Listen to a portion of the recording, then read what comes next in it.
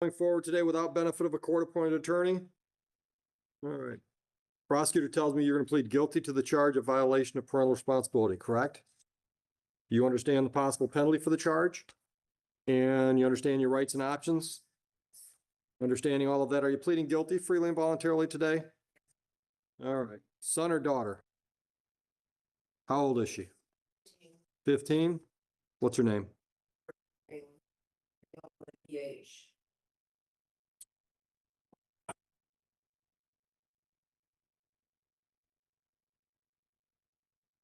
All right, so how many days has she missed?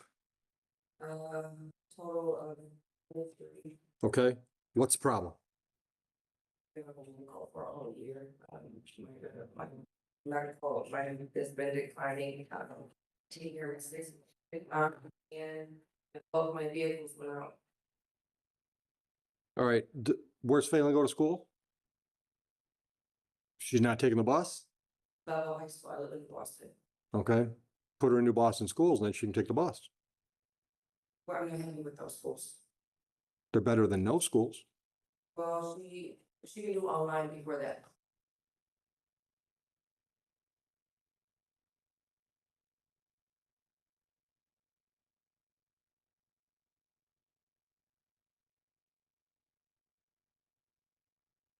All right, the fact that she's missed over 20 days of school is a factual basis. I need to accept your plea.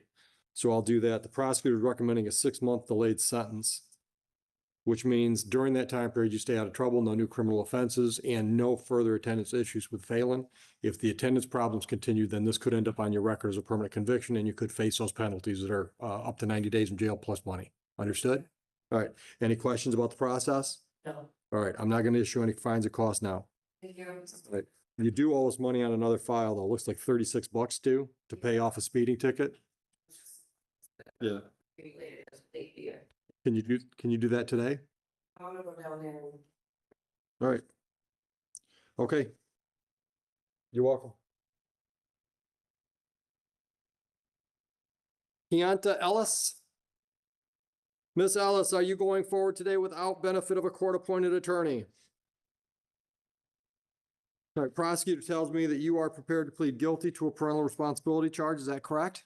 Did you read your rights on the back? Understand those rights and the options they give you? You understand the possible penalty for today's charge? Are you pleading guilty freely and voluntarily? All right. Son or daughter?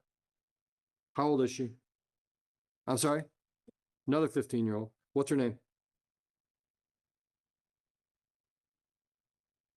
What's the problem?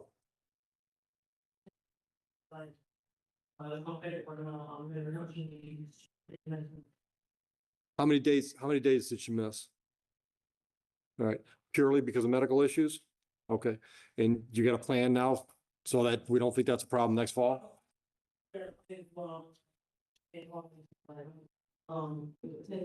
Right? Okay. All right, so you got a plan? Okay, all right, I'll accept your plea. I'll delay sentence 6 months in keeping with your agreement with the prosecutor's office. Like I told the lady in front of you, what the delayed sentence means is you stay out of trouble, no new criminal charges, and no further attendance problems. Any questions on how that works? Good luck to you. If you're still having problems, contact us. We've got some resources that the school doesn't have. Okay, thank you. Amber Bracken. Ms. Bracken, are you going forward today without benefit of a court-appointed attorney? Did you read your rights form? Yeah. You understand those rights and the options they give you? Yeah. You understand the possible penalty for today's charge? Yeah. Understanding all of that, are you pleading guilty freely and voluntarily? Yeah. All right. Is this the problem, child? What's your name? Alex? How old are you? We got a thing for 15-year-olds today. And how many days has Alex missed? 20 plus? What's a problem? When he started there, well, first of all, when we moved, I enrolled him, and they called me and told me that they needed my ID, said that, and I called to make sure they got the picture of my ID and stuff, and everything was good. Said that their enrollment is behind, they had people in, extra people in, it said, well, And, that they get back to me, and he probably wouldn't start the first, maybe second week or whatever. So after second week, didn't hear anything. So I just hurried up and put him in an online school, because every time I called there, I got bounced around with people. Right. Because it wasn't, I don't know, it wasn't school year yet, so nobody was there. Yep. So I got bounced around, so I just hurried up and put him in an online school. Didn't do my research. This online school was so hard that my boyfriend with a degree from U of M can't figure it out. Okay, so he didn't do well in that, and I was like, okay, going to in-person school, going to Belleville, got him into there. And, within the first couple of weeks, he was sick, he was out a week, and then it started to fall behind, and then,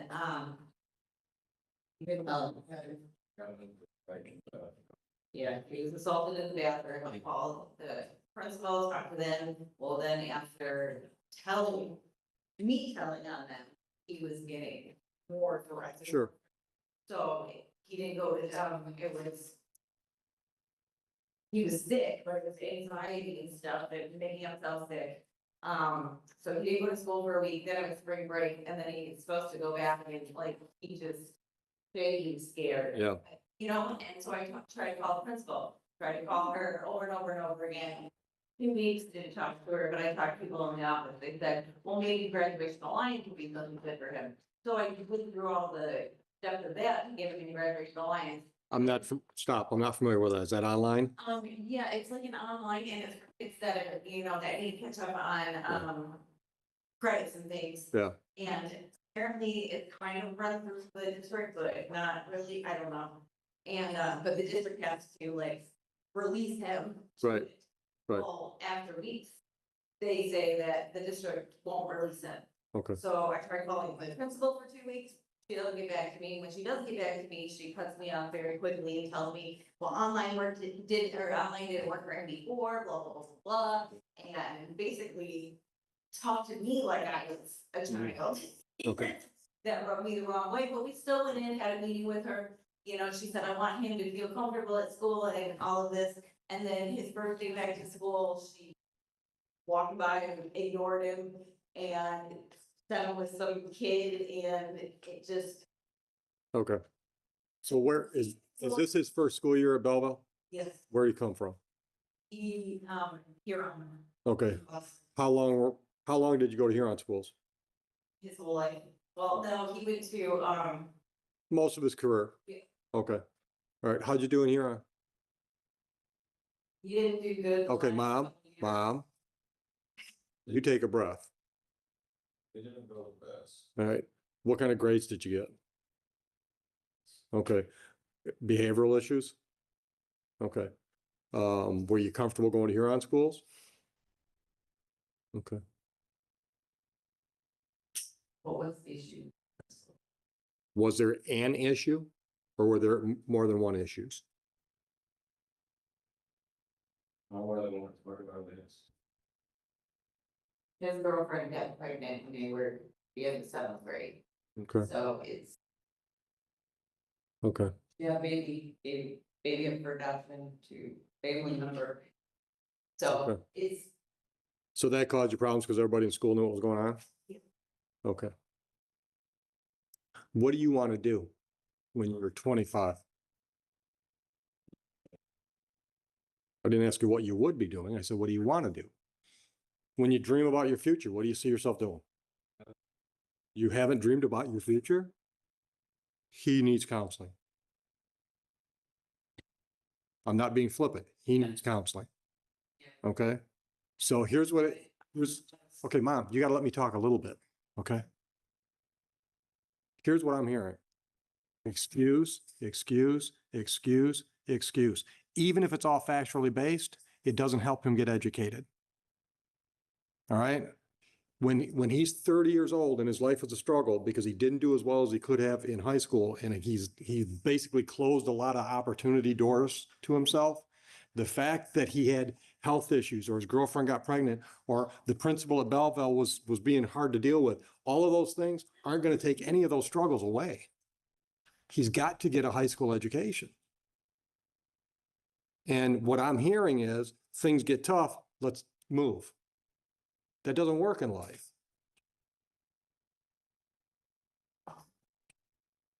we've got resources. We can recommend counseling. You want to talk to my juvenile probation officer? We can open a file with his name on it. So he's meeting with us and we're working a plan because we got to fix this before next fall. Because academically, I'm going to guess you're probably supposed to be a junior next year. I mean, if you were on track, credits wise, you're probably not even close. He is sophomore. Does he have credits to be a sophomore? Let's fix this. Let us help you. He needs counseling. He's not dealing with life in a productive way. All right, so back to you. I'm going to do the delayed sentence in keeping with your agreement with the prosecutor. You don't go out and commit any crimes, and his attendance gets fixed. Or you can at least stand there with my juvenile probation officer and say, I've been working with Miss Oswald. I can't get him to do what he needs to do. Now then the burden is on him and you don't end up with a conviction that you didn't have any control over. Clear? All right. So Miss Oswald, here's a card. Miss Oswald is who you need to speak to. Alex, man, you've had some trouble. No doubt about it. You've had some rough stuff, but you can't just keep doing things the same way. Because life is tough and it's tougher when you're uneducated. All right. Any questions? Good luck.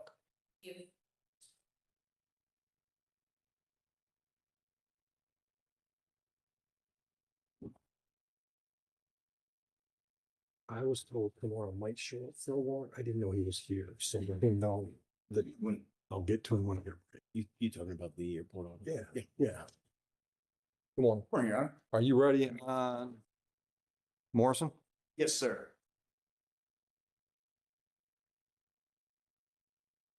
Oh, this is just an adjournment. It is, Your Honor. There was I don't think it was a rain for you. Yeah. Wait for Ms. Morrison. Good morning. Attorney Josh Hadley covering for. She has been arraigned. I'm sorry. She has been arraigned. There's a personal bond. We're okay with an adjournment. Yeah, that's all right. All right. So you can just have a seat. We're going to get you a notice to come back for that next court date, which is in With Judge Mark, I think we have it for July 10th. July 10th. Okay. Discovery, little gap as the prosecution standard. Okay. Tiffany Kimbrough Verdell, come on up. Ma'am, are you going forward to, oh no, I got Batar's name on this. You've got a court appointed attorney. Let's wait for him. I think they're all Batar now. All right, everybody else out there is waiting for the attorney, correct?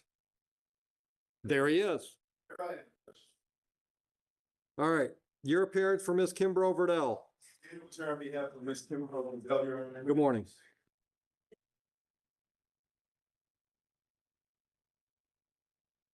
Go ahead, Councilman. Guilty to violation of parental responsibility and road to their. Oh, Thank you. Son or daughter? How old is he? 11. Finally, not 15. What's his name? Gavin, Gavin, Gavin? a wife. YN. Okay. All right. How many days has he missed? All right. What's the problem? He hasn't been diagnosed with several different things. He tends to feel like he's bullied at school, so some days my mom gets him off to school and I'm already at work, and some days overnight he'll say he's ready to go in the morning to get the story. Now we have him virtual and he is staying with his dad Monday through Friday, virtual school. And he says. Okay. All right. So we've got a plan in place, so he's not going to miss so much school. Okay. All right. Based on what you told me, I can accept your plea. I'll go along with the 12-month delayed sentence, which means for 12 months, you don't commit any crimes and we don't have any attendance problems. If you're having any issues, Jamie, if you don't mind, if you're having any issues, reach out to Ms. Oswald. She runs our juvenile program here at the court. She's got lots of resources that can help. Do you have any questions, ma'am? All right. Good luck. Roderick Adams. Good morning, Mr. Adams. Any overturn on behalf of Mr. Adams, Your Honor. What is CWUI? The, Oh, carrying concealed. Okay. yeah, carrying, well. All right. So there's a civil infraction and there's a misdemeanor and he's going to plead to the civil. Right now, 21st the day of carrying while intoxicated is a misdemeanor. Okay. Subsection A. Being reduced to subsection C, which is a civil infraction. Got it. And he's going to plead to the impaired charge. Yeah. Yeah, it's confusing to me because I got both files have the same ROA in it. Can you print an A charge ROA? Adams.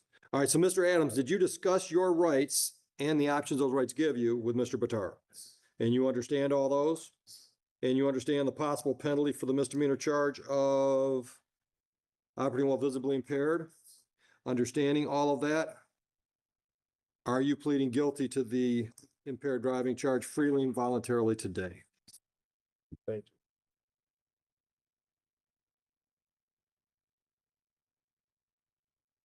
Mr. Batar, would you voir dire while I get my paperwork straight up here? Judge, if I could just get the, I didn't remember. November 9. Yep, November 9, and it was Huron. November 9th, 2024, Mr. Adams, for you. The Township of Huron. Yes, sir. For your operating motor vehicle. Yes, sir. Prior to operating that motor vehicle, can you consume alcoholic beverages? Yes. And did that alcohol impair your ability to operate the motor vehicle? Satisfied. So am I, and you're also pleading responsible to the civil infraction, sir?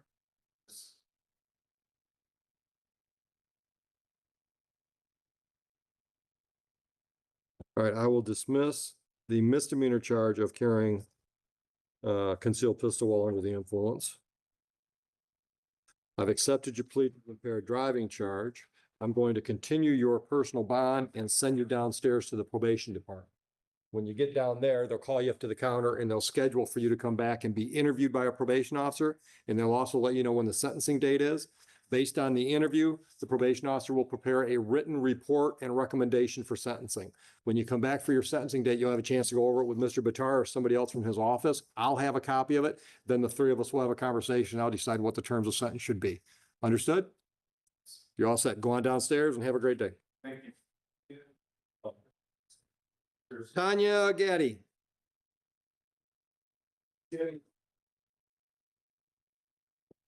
Any overturn on behalf of Tanya Gaddy, Your Honor.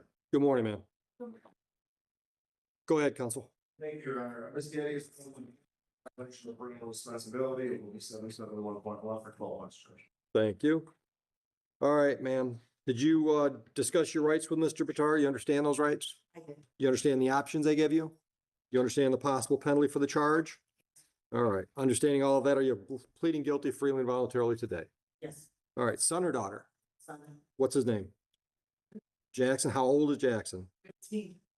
Another one. All right. And how many days has he missed? Jackson's missed quite a, I think it's like 70. Holy cow. He was in a program for 6 weeks. He tried to hurt himself Okay. New Oakland, good program. Okay. When was that? When did he get out? in October through November. Okay. He's also had a couple hospital stays Okay. there. Currently, he goes weekly. Where at? He goes through the training center. Good, good. I'm doing stuff there with him. Yeah. Been diagnosed, his father passed away. He did. When was that?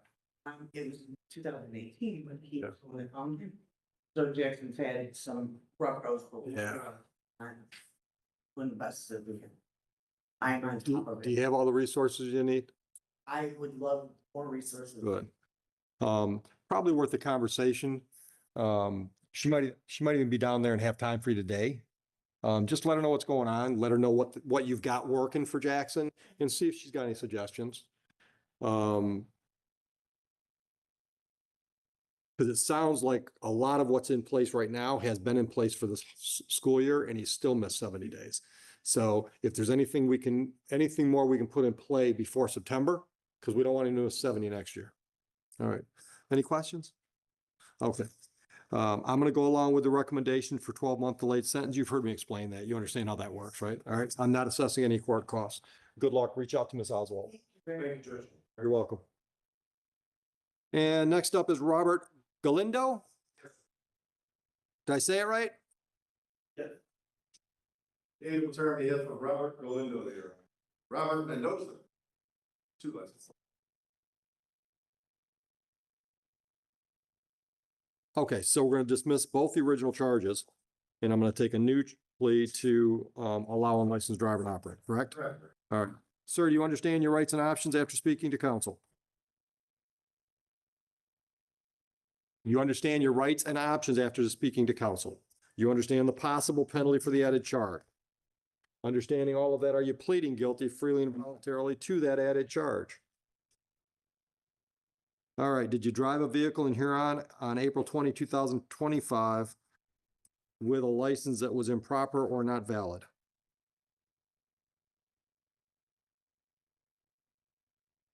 Did you say yes? You didn't have a license at the time, no? No license at the time? I have my lesson is suspended in this time. Okay, it was suspended on April Yep. 20th. All right. I'll accept your plea to the added charge, dismiss both the original charges. And are you working? He is a judge, 25 years old, works as a recruiter for a staffing company. Okay, good. He's in here from Venezuela. Okay. And what's the status of the license now? Outstanding ticket on Lincoln Park, so once that's resolved, he should be able to get his license. Okay. All right. Anything else I should know, Mr. Galindo, before I sentence you? No, sir. All right. $500 fines and costs. Can you pay that today? Yes, sir. All right. Go downstairs and that $500 will get you a smile from the cashier. You're all set. Go downstairs to the cashier, okay? All right. Wesley Morris. Mr. Morris, are you going forward today without benefit of an attorney? All right. Did John get tired of waiting? Well, I did tell him I thought. Okay, well, he might just be out there talking to the guys or something. All right. You've met with the prosecutor, correct? Says here that you're going to plead responsible to an added charge of double parking. You've agreed to pay fines and costs of $300 and the misdemeanor charge issued on April 29 would be dismissed. Is that the way you want to resolve that today? And can you pay the $300 today, sir? All right, go downstairs and you'll get a smile out of our cashier as well. Misdemeanor is dismissed. Any questions? Have a lovely day, sir. You're welcome. Julian Ledesma? Did I get it right? You're going forward today without an attorney? Let's see what we got.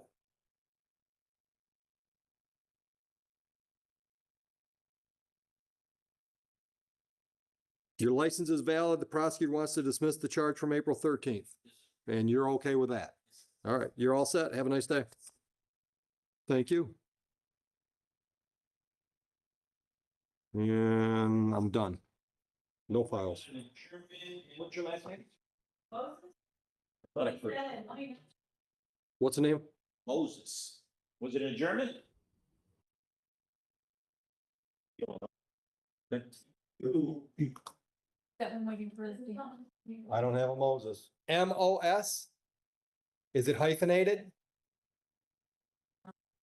You got, is it a civil infraction? Okay, who'd you see? Mr. Guitar? The attorney, the counselor? Mrs. Guitar with the gold sport one? She's at Kayla. I scratched her You off. scratched her off, but I don't see a file anywhere. Oh, is this the adjournment, Jamie? I don't know. No, this is, I have O'Neill for an adjournment. I don't see it.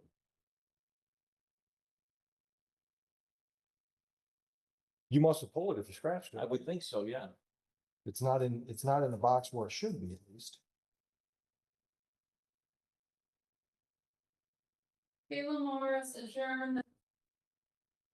It's an adjournment. Oh, okay. Mine. All right, we're gonna get you a court notice and then you're out of here.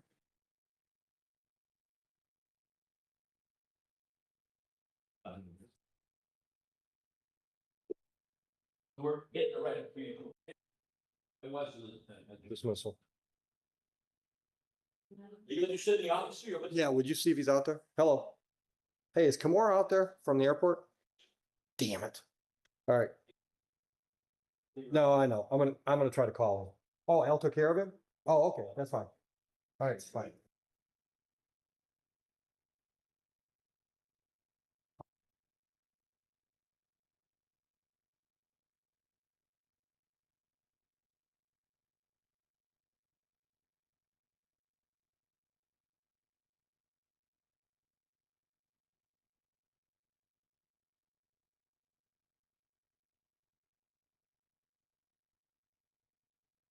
A right to be.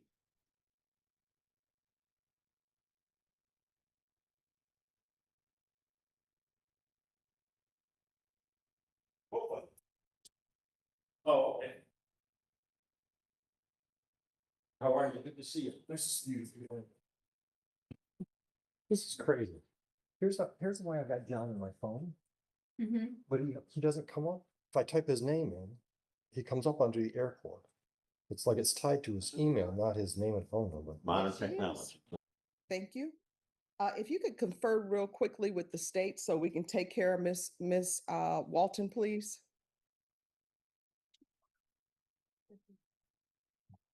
Jeffrey Guerrero, custody. Pedro Rodriguez, James Davis, custody. Aaron Joseph Mendez Trevino. Thank you. Gabriela Medellin. Gabriela Renee Medellin. Mark Lunsford, custody. Lynn Marin. Mr. Lunsford's not in custody, Your Honor. He's present with counsel. Okay, all right. Are you on GPS maybe? No, Your Honor, he made a bond in a different county. It said custody last time Mhm. and he was not in custody. I think it's because he made bond in Brazoria County. All right, thank you. Lynn Marin, thank you. Dominique Grant, custody. Jesse R. Garcia. Carlos White, custody. Axel Ramirez. Thank you. Aaron Gilroy, custody. Wilfredo Mati, custody. Angel Miguel Cepedes Ronda. Thank you. Messiel Dominguez Serna.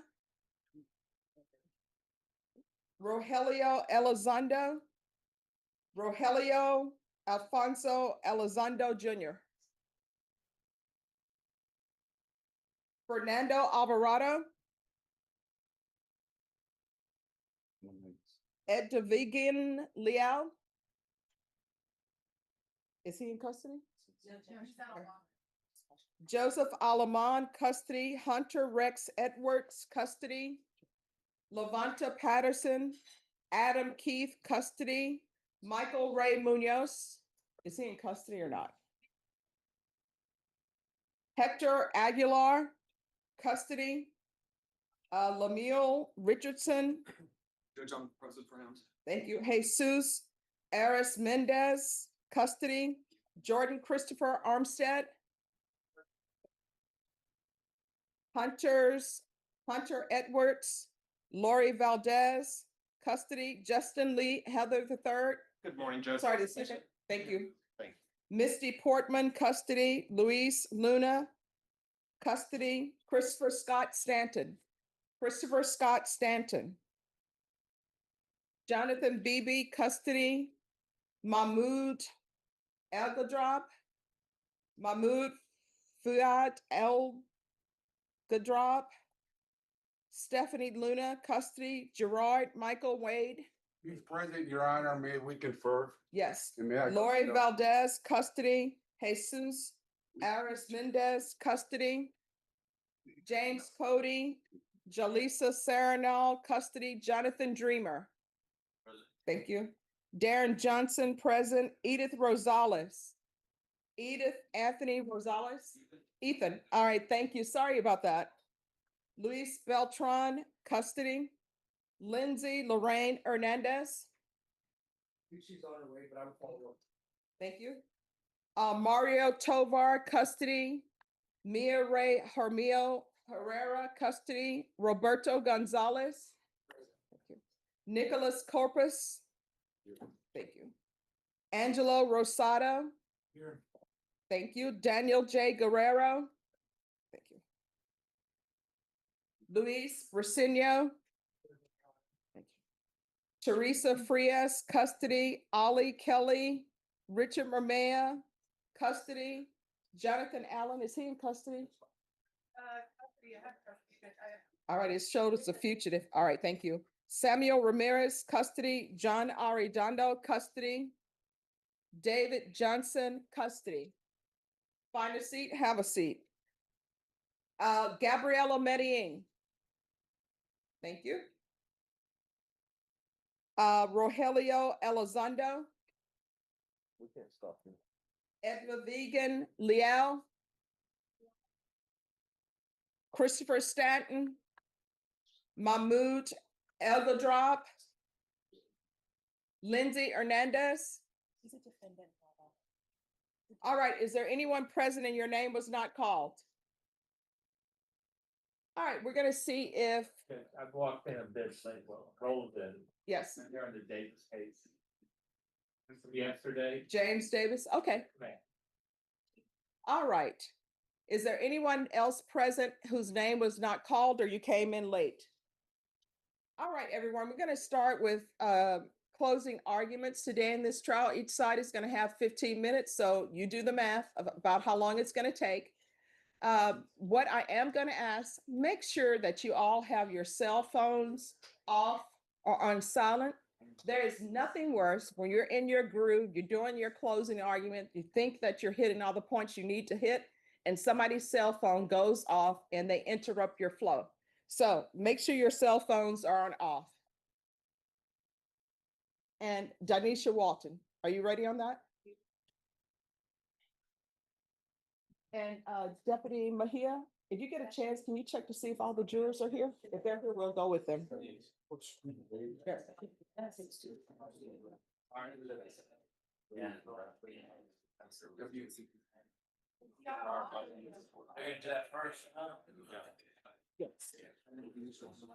Yes.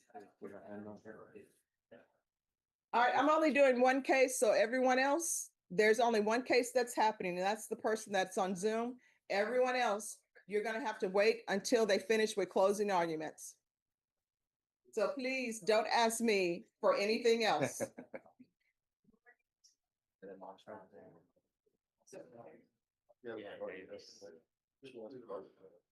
All right, so what is happening with this case?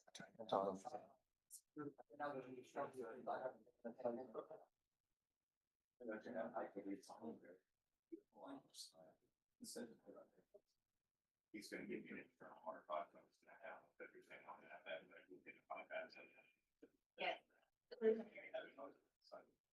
All right, so what we're gonna do on this case, we're gonna call it back to make sure that you receive the discovery. You need to make sure that they get the hard drive. Norma? Yes, ma'am. On this case, recall it back for June 2nd. Yes, ma'am.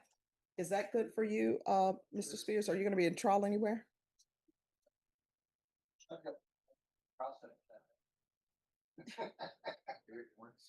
And, well, I will tell you what, if you all right, so if you stop here first, we'll take it up. They can, I don't know, fine if I give it to them ahead of time. Yeah. Provided, I'm fine with that too. All right, Miss Denisha Walton, if you want to appear on Zoom, you're going to need to have your video shown. And you need to unmute.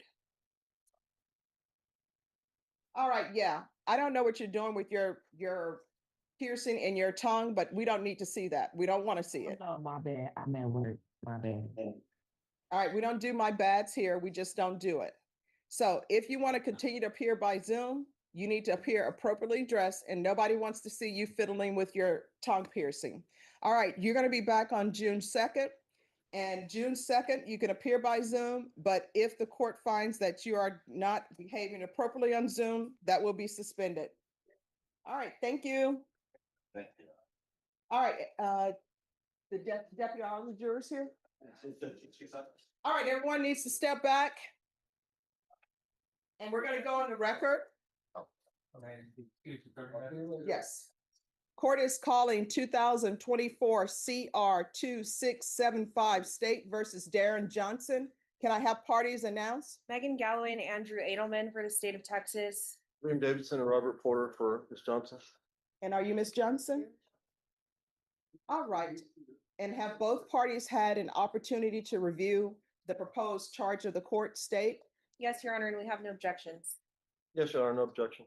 All right. Does anyone want a time announcement? 5 minutes, please. 2 minutes. All right. And are you all splitting your time in any way? Yes, Judge. I don't think Mr. Edelman needs a time announcement. All right. So I'll just give 5 minutes and 2 minutes for you all. Yes. All right.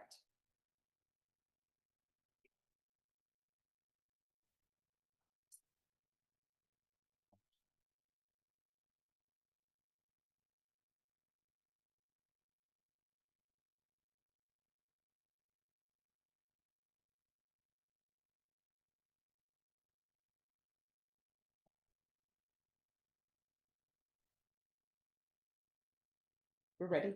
All right, for the jury.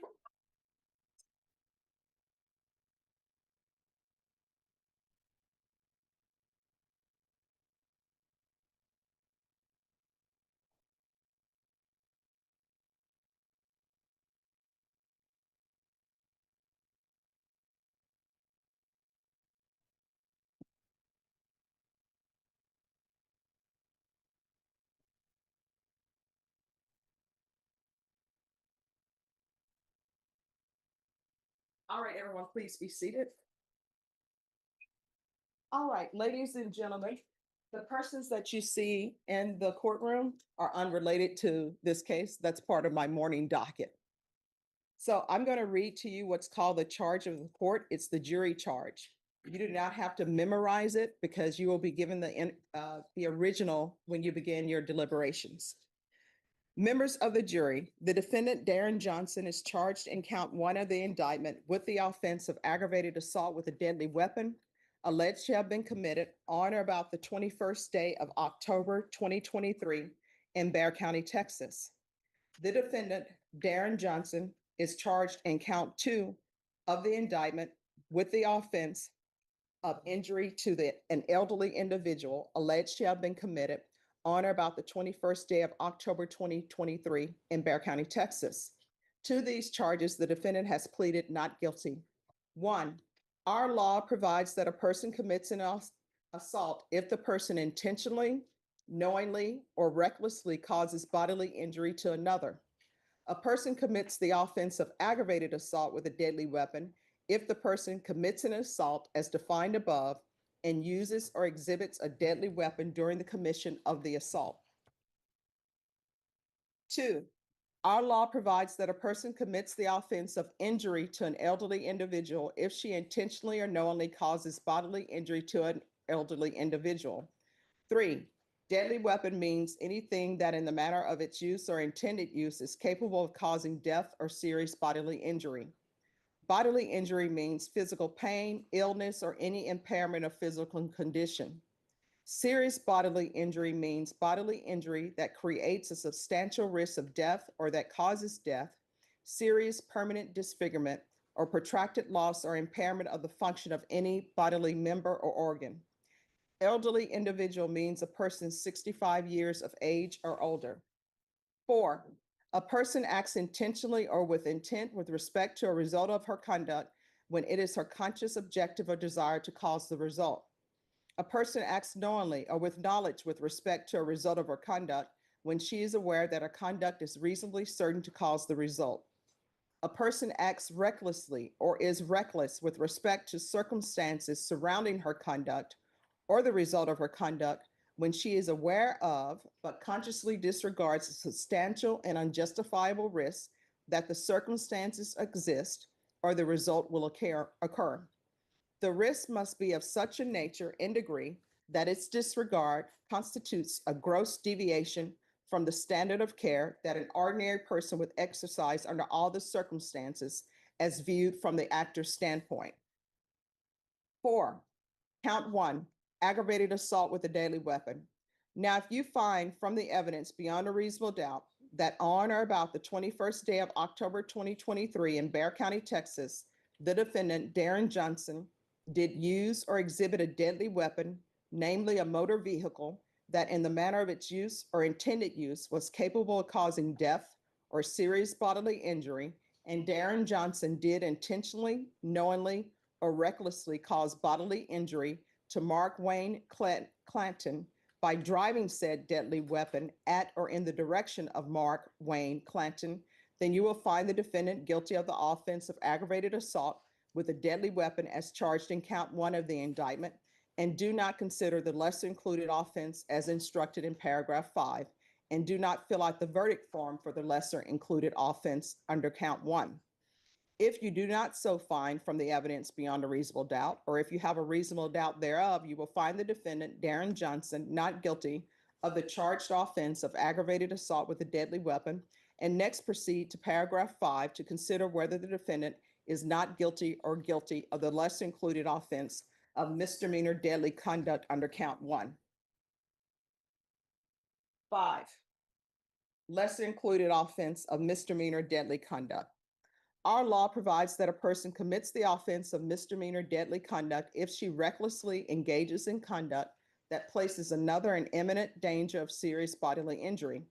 Now, if you find from the evidence beyond a reasonable doubt that on or about the 21st day of October 2023 in Bexar County, Texas, the defendant, Darren Johnson, did recklessly engage in conduct that placed another, namely Mark Wayne Clanton, in imminent danger of serious bodily injury by driving a motor vehicle at or in the direction of Mark Wayne Clanton, then you will find the defendant guilty of the lesser included offense of misdemeanor deadly conduct under count 1.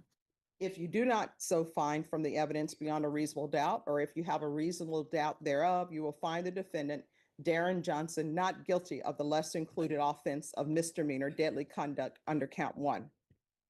6, count 2, injury to an elderly individual.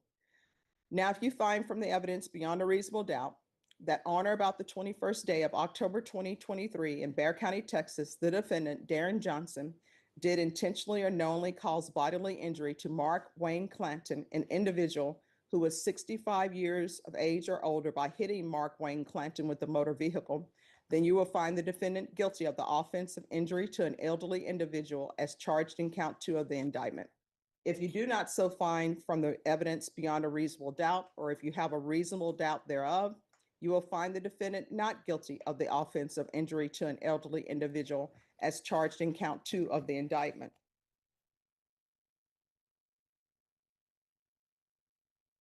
Our law provides a defendant may testify in her own behalf if she elects to do so.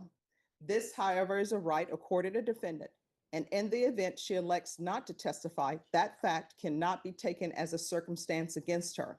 In this case, the defendant has elected not to testify, and you are instructed that you cannot and must not refer or allude to that fact throughout your deliberations or take it into consideration for any purpose whatsoever as a circumstance against her. You are instructed that you must not communicate with or provide any information to anyone or receive any information from anyone by any means about this case. You may not use any electronic device or media such as telephone, cell phone, smartphone, iPhone, BlackBerry, iPad, tablet or computer, the internet, any internet service, or any text or instant messaging service, or any social media platform, internet chat room, blog, or website, to include, but not limited to, Google, Facebook, MySpace, Instagram, Snapchat, LinkedIn, YouTube, TikTok, Twitter, or X, to communicate with anyone, any information, or receive any information from anyone about this case, or to conduct any research about this case until I accept your verdict. Written statements made by witness to investigators or other officers, or police reports made by officers and tendered by the prosecution to the defense for purposes of cross-examination are opinion of his fellow jurors. At any rate, later. But right now, what I want to focus on is one particular issue that I noticed during these proceedings, which is this question.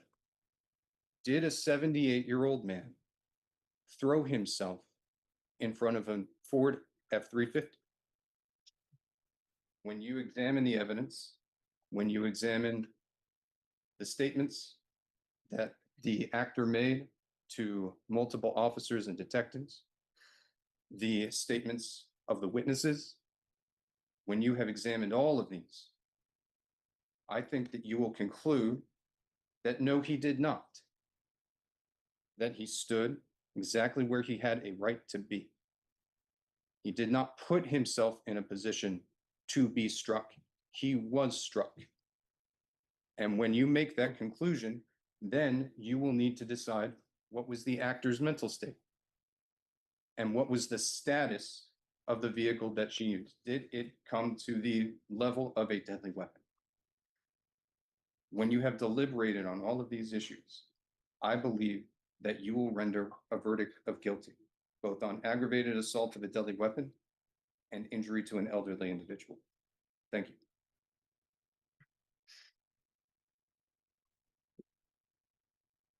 All right, defense. So this case began with a 911 call that my client made after an incident. That incident was that she tried to park in front of her house. As you saw in the video, there was traffic coming by. That traffic is coming by because the corner that she's on is a very busy road. It is impossible for her to back into that spot. She went to park. He had put his trash cans out, or bins, or mulch bins, whatever you want to call them, on a Saturday. Not only when it doesn't get picked up, but when you're not supposed to do it according to city ordinance. So he put them out there to block her from parking in her own spot, even though it's in front of his house. He knew that she used that to park. Now, when she drove up, she stopped. She moved the cans behind her.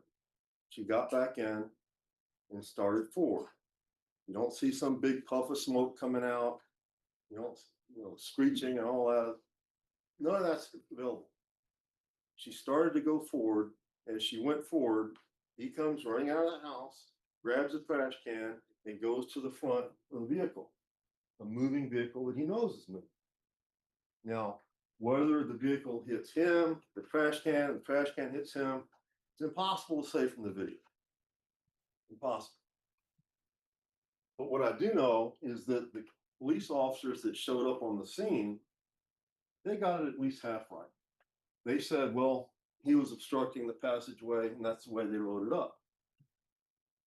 They talked to all the witnesses on the scene. They looked at videos. They made their determination. And remember, they were on the scene. These detectives that came in later didn't think it was important to go to the scene of the crime. Even though they're higher paid, they're higher level, not important to go to the scene of crime. Why do that? I can read these reports in my own air-conditioned office. Why should I go out there? So they didn't go out there. But what they did do was they saw a video that was blown up bigger than it is on a small cell phone. Now, sometimes that's an advantage. In certain cases where there's robberies or you're trying to see somebody climbing in a window, that's an advantage. In this case, it led to what I call apparent error, because the officers who saw that video didn't say anything about her turning her wheels onto the curb because they didn't see that. But what the detective saw, what Detective Myers told you from this witness stand, was I assume that she drove up onto the curb because I was looking over there and I saw her rim, then I saw the tire, then I saw the rim. So it appeared to me as if she drove up and then went back off. Now, had he gone to the scene, and you have evidence that shows this picture, he would have seen that what happened was not her going up on the curb, but the curb dipping down. And so he changed the write-up 11 days later. And he sent it to the state as an aggravated assault with a deadly weapon. He probably did it in good faith. I'm not saying he was trying to hurt anybody. He probably said, well, you know, this vehicle's moving, the tires are turning, and then they're turning back. You know, she's probably trying to hit this guy. But he didn't go out to the scene, so he doesn't know that. And so the big video showed the tire and the rim, but it didn't show that. And you don't see that unless you go out to the scene of the crime, period. So had he gone to the scene of the crime, we wouldn't be here today because they wouldn't have forwarded this case to the state, period. Now, once the state got it, they began developing more and more information, which is what they do. And they added in the injury to elderly. And then yesterday, Judge, I'm gonna object to this line of argument. It's improper. Sustained.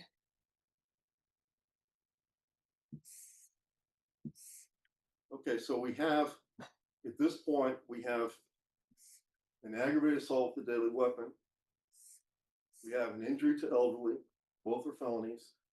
Now we also have a misdemeanor deadly conduct. In all of these cases, there's some mental culpability required. And just like I talked to you in voir dire about a pen, it can be a deadly weapon. It's not automatically a deadly weapon. It depends on how it's used and the intent of the person. Right now, I'm not using it as a deadly weapon. I'm just using it as an example. In a similar way, when she pulled up carefully, moved the trash cans, got back in her car, started moving forward slowly, he comes running out and apparently pushes this bin in front of the moving car. And again, it's hard to see from that angle. From that angle, it's very hard to see exactly what happened. When he does that, she stops and she calls the police, which is exactly what she should have done. Now, you probably detected animosity between the two parties. And that's true. And some neighbors, for whatever reason, they just don't like each other. But she's not here to be found guilty because she doesn't like her neighbor, but because the neighbor doesn't like her. And it was obvious yesterday when I tried to question Miss Clinton, she wasn't answering my questions. She wanted to talk about allegedly seeing her husband flying through the air. The reason I objected is because she wasn't a witness to that. She wasn't listed as a witness to that. She never said she saw that until right then. And then when I asked her if she was in the house, well, I was in and partly out, partly in and partly out. Okay. I stopped questioning her because she wasn't answering any questions and she was shaking her head at me and getting angry. So I just let it go. Now, all of the police officers that had some part in this that were important to the state testified. The first officer said that there was an Andrew on the scene who you later saw come in here and say what he says he believed. But understand this, Andrew was never questioned by the other officers. And for whatever reason, that first officer on the scene who handed it over to Gapin, Officer Gapin, apparently didn't tell Gapin that. Because Gapin got up here and said there was no other witnesses. Nobody, just the people involved. That's what he said. So Andrew says he saw something. He's 2 houses down. Look at the angle that he's looking at. If you look at the picture of the Clanton's house, on the left is my client's house. On the right, apparently, is where Andrew was at the ground level. He's at a terrible angle to see what happened. He may have seen Mr. Clanton falling back at best, but he wasn't at an angle to see exactly what happened and when. And there's something else. For those of you who watch football, you can watch a game and they have slow motion forward, slow motion backwards, all kinds of trajectories of the football.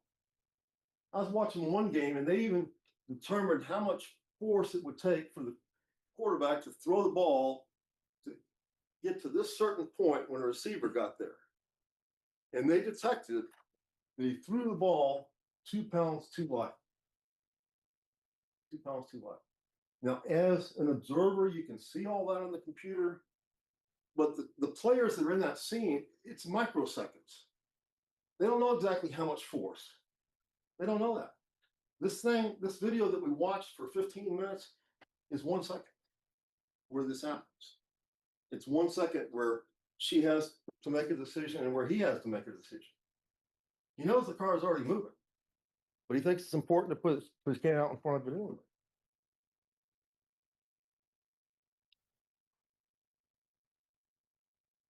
Now, that's the case. The standard is beyond a reasonable doubt. That means that you've looked at all the evidence and then at the highest charge,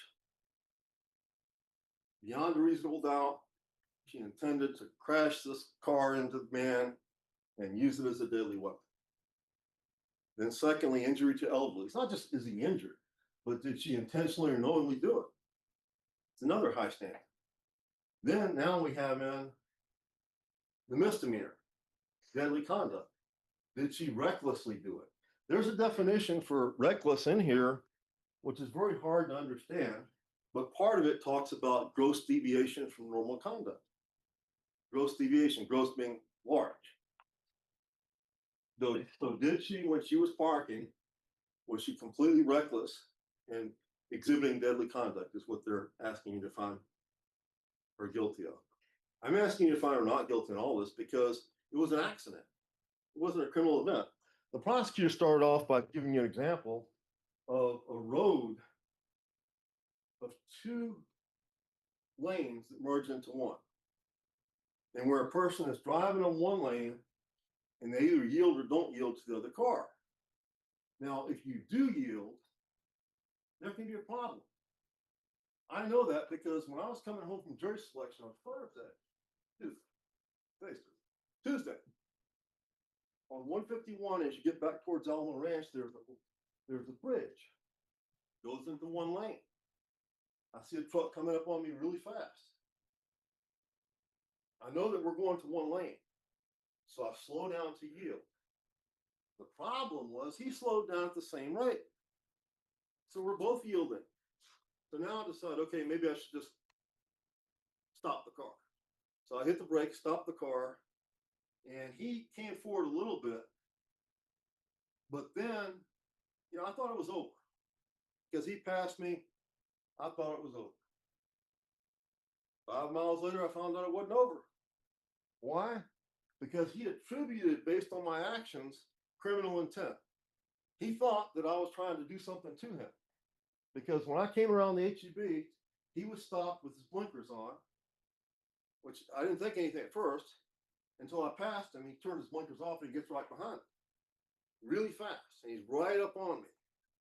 And I slow down, I pull over to the right, he pulls over to the right, he finally passes me, gives me the bird, blows the horn, and goes off, and I turn one way, he turns another.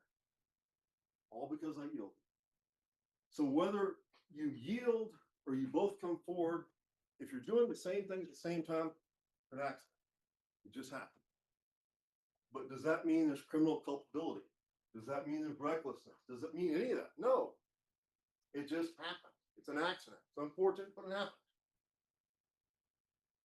Now, this jury charge is really the law. I don't really like the word charge because it's kind of confusing, I think. I don't know why they ever came up with that. I would just call it the law. But it all requires some element, not just something that happened.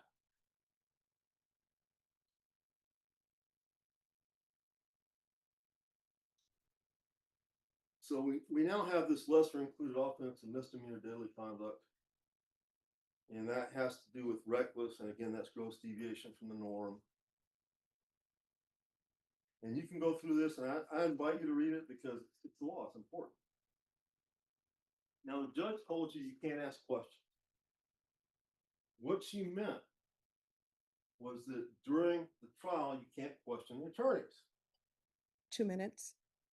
But you can question the judge when you're back there. And in fact, if you have a dispute over a certain piece of testimony, and you have to say there's a dispute, you can get the court reporter's record on that testimony, but you have to say that. Were the actions normal of Mr. Clanton? I don't know anybody that would went out there, and he could have put the cans back after she parked. But that's not what happened.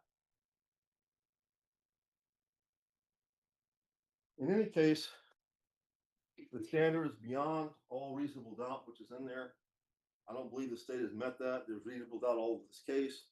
The officers who were actually there didn't believe that she did anything wrong. And that's exactly what we said. I ask you to deliberate. All of you have to agree on either guilty or not guilty. If there's a permanent disagreement, that's called a mistrial. Thank you. If I could just ask. Yes.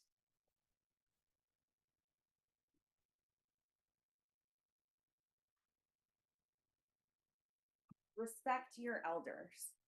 Ladies and gentlemen, that is something that we all learned as children. And it's a notion that the defendant in this case, Darren Johnson, does not know or appreciate or follow. And we know that because Mark Clanton was a victim of aggravated assault with a deadly weapon and injury to an elderly at the hands of that defendant sitting right over there. And we're going to talk about the law that supports that. Ladies and gentlemen, Mr. Edelman talked to you a little bit about the elements in this case and the evidence that you heard and saw about. Aggravated assault with a deadly weapon. Now, as Mr. Edelman told you, most of these elements are conceded to. You've heard testimony from multiple witnesses about the date of the offense, October 21st of 2023. That's the date that officers went out there, that EMS was dispatched to Flairwood Drive, and Mr. Mark Clanton received EMS treatment for his injuries. In Bexar County, Texas, you heard multiple witnesses testify that Flairwood Drive is located here in North Bexar County, Texas. The defendant, you've seen her on the video, and we'll talk about the mental state. The bodily injury, you all saw the EMS records in State's Exhibit number 4 and the photo of Mark's knee that had an abrasion on it. The deadly weapon, we'll talk about in a little bit. And then count 2. Same elements, just the only difference is the deadly weapon is missing here and the 65 years of age or older. You heard Ina Clanton testify that Mark was older than that age. Now let's talk about the mental state. We talked about in jury selection that the law does not require you to be a mind reader, right? You are allowed to look at the circumstances and the facts that surround and determine the mental state. So in the jury charge, which is the law that governs you, intentionally is defined as a conscious objective and desire on the date of the offense. So let's look at that. It was the defendant's intention to move the trash bins, and she moved them from the side of the Clantons' property line into the Clantons' driveway. Now let's think about that. When you look at State's Exhibit number 5, which is the video of the offense, those trash bins did not need to be moved or touched by the defendant at all. That was a big street, and there were multiple ways that she could have gained access to that parking space if that was truly her intent. What her intent was on that day was to provoke Mark Clanton and get him outside of his home to engage in an argument with him. We can tell this by her demeanor on State's Exhibit number 5, which is the video of the offense. When you look at her, she gets off of her motor vehicle, she's swinging her arms, she's clearly angry and in a bad mood. And then once the offense occurs, once her motor vehicle collides with Mark, she gets off of her motor vehicle and starts shaking her finger at him. She's not concerned about whether he's hurt or not, and she shows no remorse whatsoever. She stands on top of him looking at him and then goes back to her home to wait on the police. And if you look at, this is on the State's Exhibit number 5, but you can clearly see those cinder blocks, which is the property line, and that the trash bins are on the left side, which is the Clantons' property. Now let's look at knowingly. That means the defendant is aware of the nature of her conduct or the circumstances that exist. I submit to you that she did, because in the statement that she provided to Detective Myers, she stated she knew that Mark was outside, she knew that Mark was concerned about the trash bins, and that they engaged in a conversation with each other. So she knew that he was out there and she saw him moving. But by the defendant's own statement, her actions are reckless. Reckless is defined as consciously disregarding a substantial and unjustifiable risk. So did she know that there was a big risk that this could happen, and did she disregard that? And I submit to you that she did. And we know this by her own statement, which she changed because on scene, she said, "Oh, Mark Clanton jumped in front of my vehicle," indicating that she was looking forward. But when she talks to Detective Myers 11 days later, she changes her story saying, "Well, I was actually looking back." Ladies and gentlemen, we've all been to driver's ed or taken a state driver's course. Nobody is pulling forward while looking back. And we talked about multiple reckless driving behaviors in jury selection, which included not paying attention, being a distracted driver, failing to keep a proper lookout, failing to obey traffic laws, and failing to take proper evasive actions. All of those are present in this case. We talked about in jury selection how testimony is evidence, and so we're going to look at the witnesses that you heard from, starting with Officer Kyle Gavin. Ladies and gentlemen, it's no secret, he did not do his job on October 21st of 2023. He had been on the force for less than a month. You heard his own testimony that he took that call for training purposes, okay? He only made contact with the defendant and Mark Clanton. That was his responsibility as the reporting officer to go and find the witnesses. So that's something that should be counted against him. He did not speak with Aaron Rodriguez. And he made the wrong decision. And how do we know that? By the evidence. Mr. Clanton was never in the street at all. He was up on the sidewalk. Furthermore, you heard from 3 additional senior officers that Mark Clanton did nothing wrong on the offense day.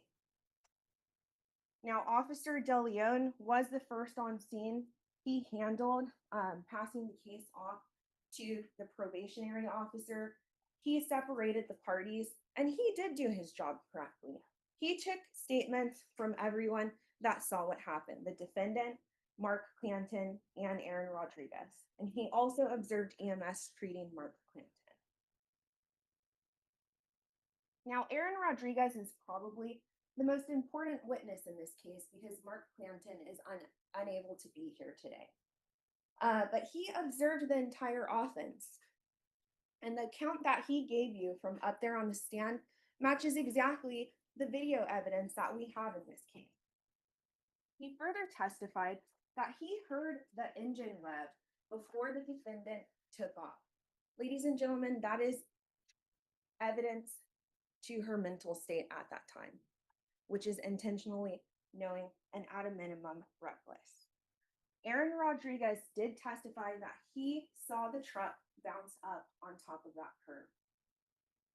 Now, Detective Smith, you heard from him, and he testified that he received the report from Officer Gapin to conduct a follow-up investigation.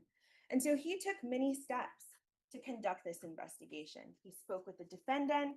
He received State's Exhibit number 5 from the defendant. He reviewed it, and he deemed that the obstruction report was unfounded.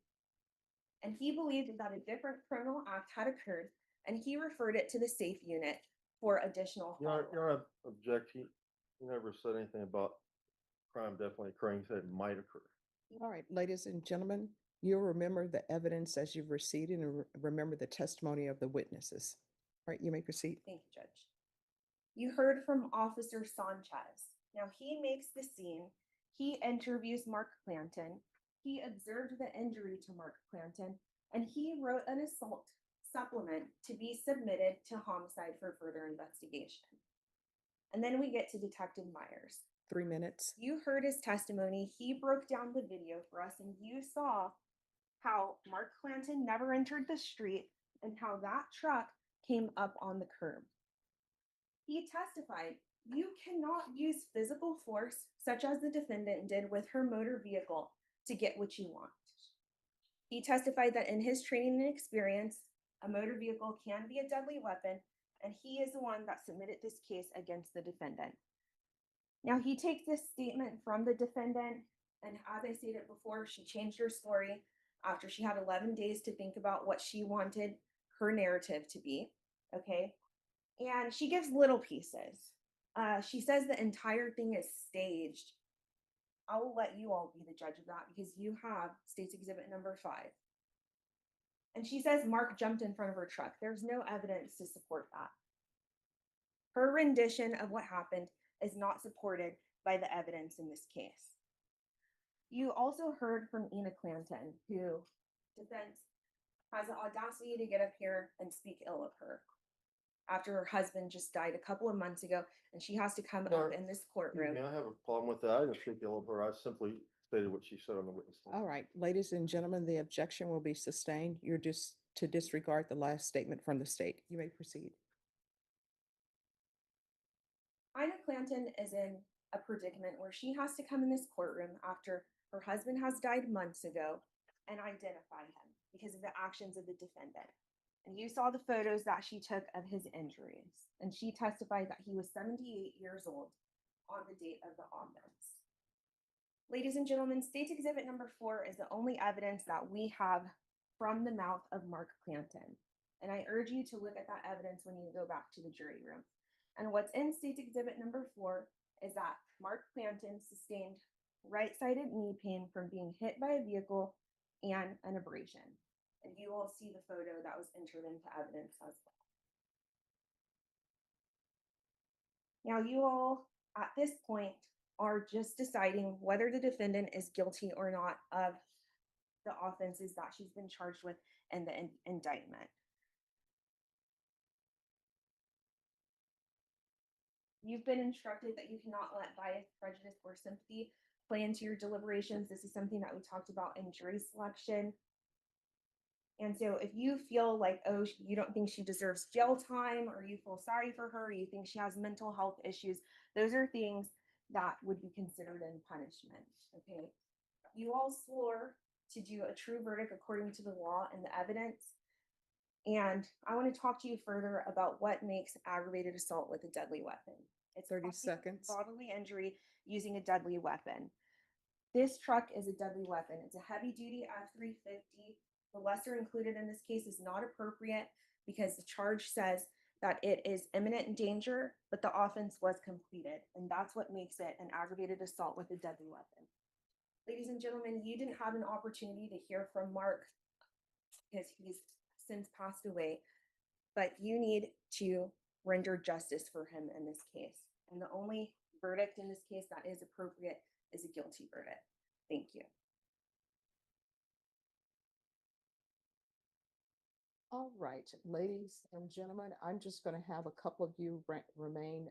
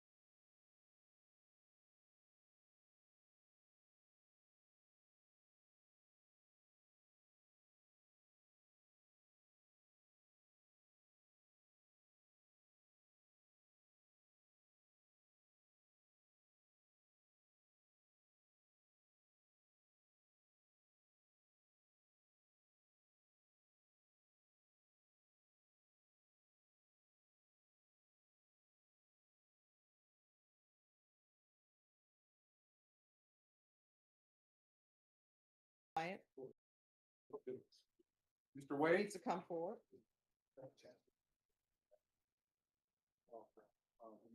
Oh, I'm doing fine.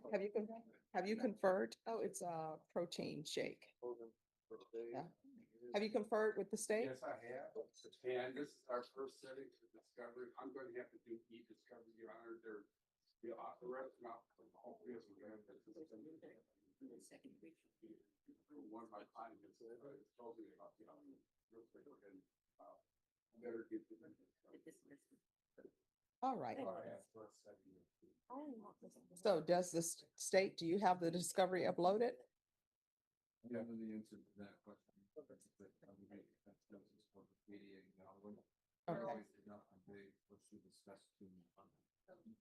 What I normally do, Your Honor, is I get 5 or 6 Huh? cases, so. Okay, all right, just a second. So on this case, Wade, do you know if all the discovery is uploaded? Judge, I would have to have a minute to check. You did give me the file right before, closing, and I did have an opportunity. All right, so everyone, just give her a moment to see if all the discovery is uploaded, because we're not gonna come back to, oh, this discovery is not uploaded. So just step back for a moment. All right, thank you.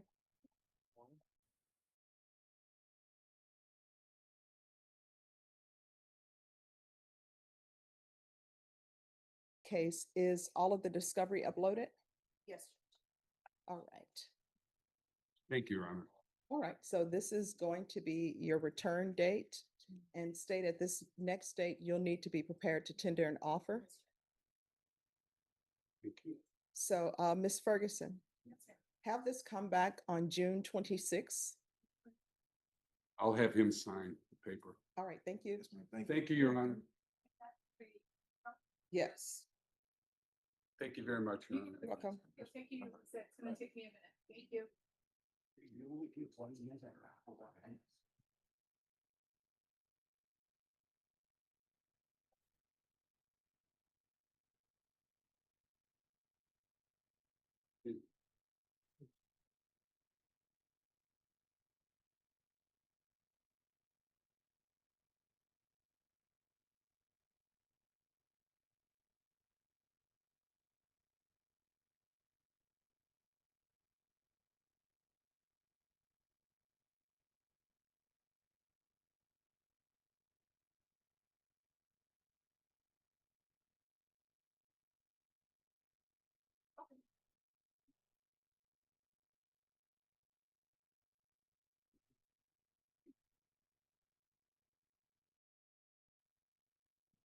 Located now. It's a couple of blocks down in that hotel. What hotel? Century, Ah, okay. Oh, okay. okay? It's on the top floor. I mean, it's beautiful. It's smaller than the old Plaza Club. Mhm. No chop chop. So you can't get the hell out of there. And Yeah. it's all food, you know, a little color here and a little color, that's what they call it. Okay, that's not me. No. Give me meat and potatoes. Thank you, Your Honor. All right, have a I'd good like day. to know though, if they ever do change, because each manager, they've had 2 managers already. Ah, Each manager I've told them, go back to chop chop. ah. And shows you how much weight I carry.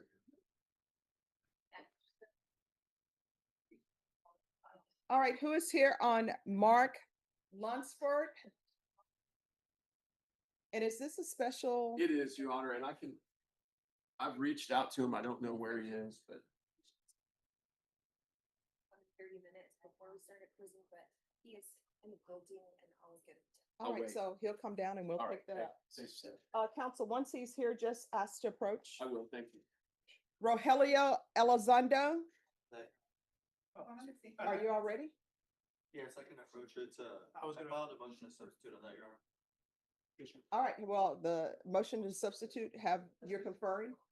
I'm not conferring yet. I just pulled the file. All I right, need to get it. so once you're all ready, let them know. Oh, I called the file forward, Your Honor, I just wanted to inform the court. I didn't realize Mr. Oswald was in the courtroom to I can inform that. approve the motion, Judge. That's what I was gonna do. I mean, are you appointed? No, Your Honor, retained, but our office, They signed the motion. yes, Your Honor. All right, who's the client? Rogelio. Rogelio, can you come forward, please? Sorry. Sorry about that. I have a copy. And state you're not needed for this. Court is calling 2025 CR 002-998 State versus Rogelio Alfonso Elizondo Jr. Are you Rogelio Alfonso Elizondo Jr.? And if I could have counsel announce, you sir. Mario Moreno, from the Gary Barton Law Office, Your Honor. All right, can you raise your right hand, Mr. Elizondo? Do you solemnly swear and affirm the testimony you give will be the truth and nothing but the truth, so help you God? Yes, sir. All right, you can lower your hand, state your name for the record. Rogelio Alfonso Elizondo Jr. All right, the court is in receipt of a motion to substitute. Attorney Acevedo is asking that he be allowed to substitute in for the law firm of Gary Barton. Do you have any objections to that substitution? Are you requesting that substitution? Yes, sir. All right, thank you. You're excused. Thank you, Judge. Thank you. Thank you. And just have a seat.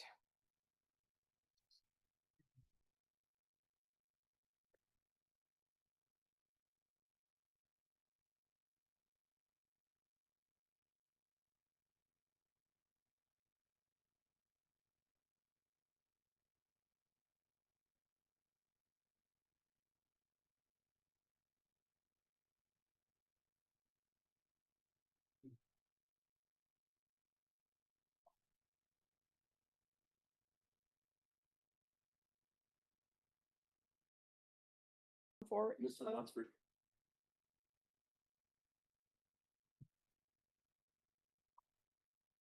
All right, so in this case, has an offer been tendered? No offer's been tendered, Your Honor. We're still in the early stages of discovery. I reached out to the prosecutor earlier this week about discovery. It hasn't been uploaded. It's a separate file. I provided a thumb drive to the state this morning and Just 1 second. Excuse me, you all need to find a seat. All right, so here's the thing. We were here on April 7th and everyone said all discovery uploaded. And now I'm being told discovery not uploaded. Well, I located some discovery that wasn't uploaded, so I compiled it for defense, and I'll be uploading it this morning, next few minutes into this All Discord. right, so is there any other discovery Not that that I'm is aware. outstanding other than that upload? Not to my knowledge, no.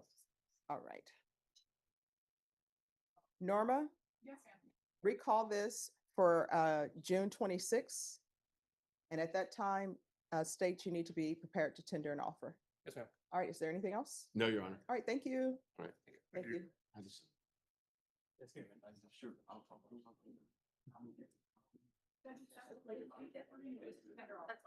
That's a discovery plus tender offer. You're welcome.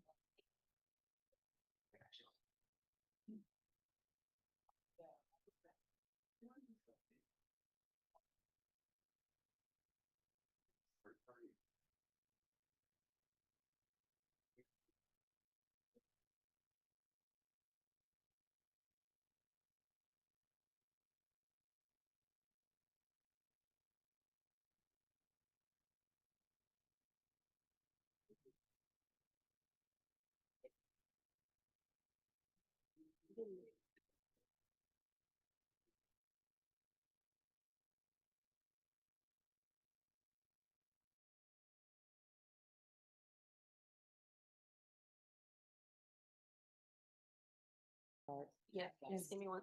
Thank you.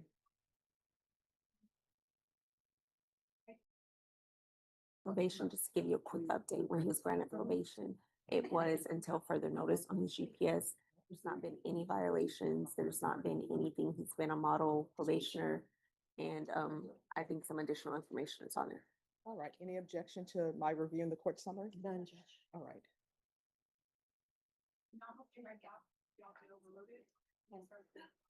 Just so I didn't file a motion. I just got a note that he was going to be here today, so I came on in. All right, sure.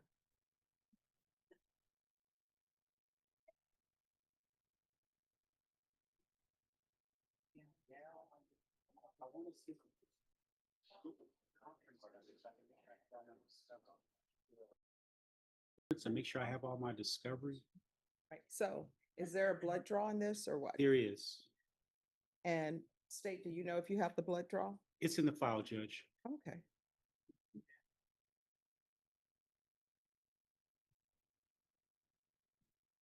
All right, Ms. Ferguson. Let's see. Put this,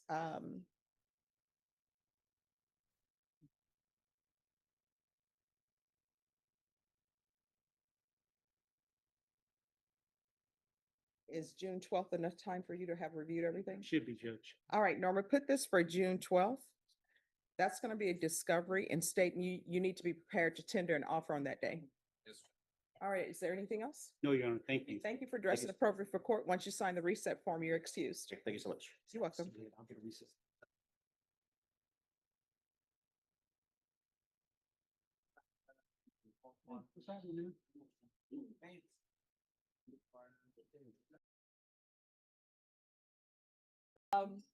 David, it has on here Spanish. She's not a do you need an interpreter? No, I don't know. All right, thank you.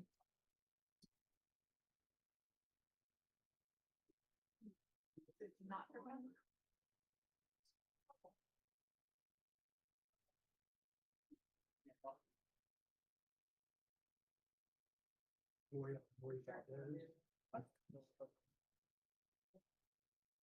you. Thank you.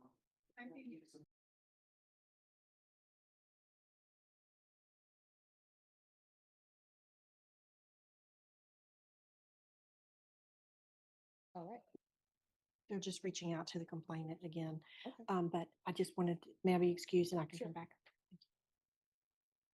All right, who is here on Aaron Joseph Mendez Trevino? I am, Judge. And where is he? He's in the back row. Come forward.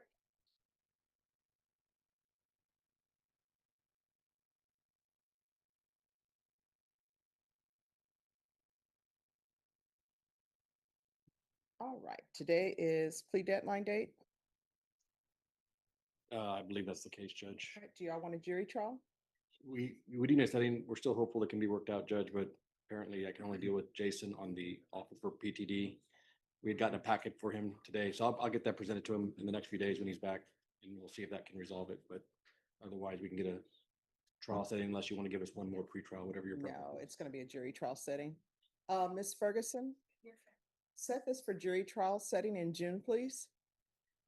June 16th. No. Can we do it the week of June 23rd? Sure. All right, let's put it at June 23rd. Yes, sir. Thank All you, right, Judge. thank you. Once you sign the reset form, you're excused. All right, and I need an acknowledgement of discovery signed as well. Yes, Judge. Thank you.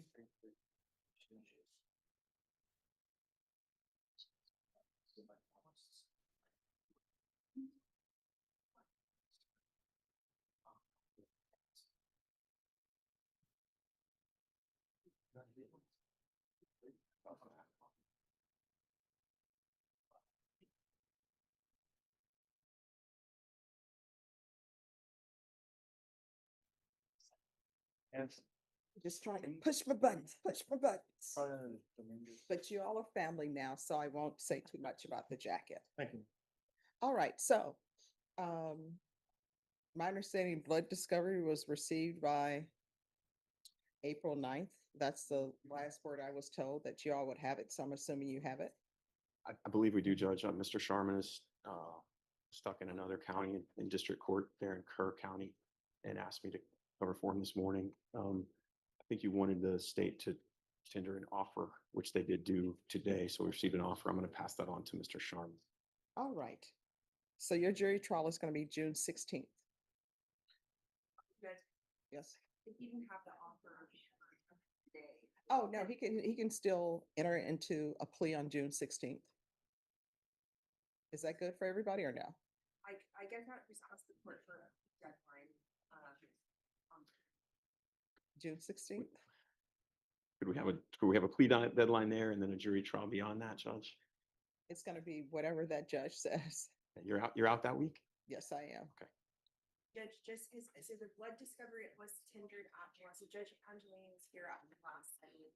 And we did have the blood discovery was supposed to be left at the fourth floor window. And then it wasn't there, so I personally gave it to Mr. Sharman, so. And then.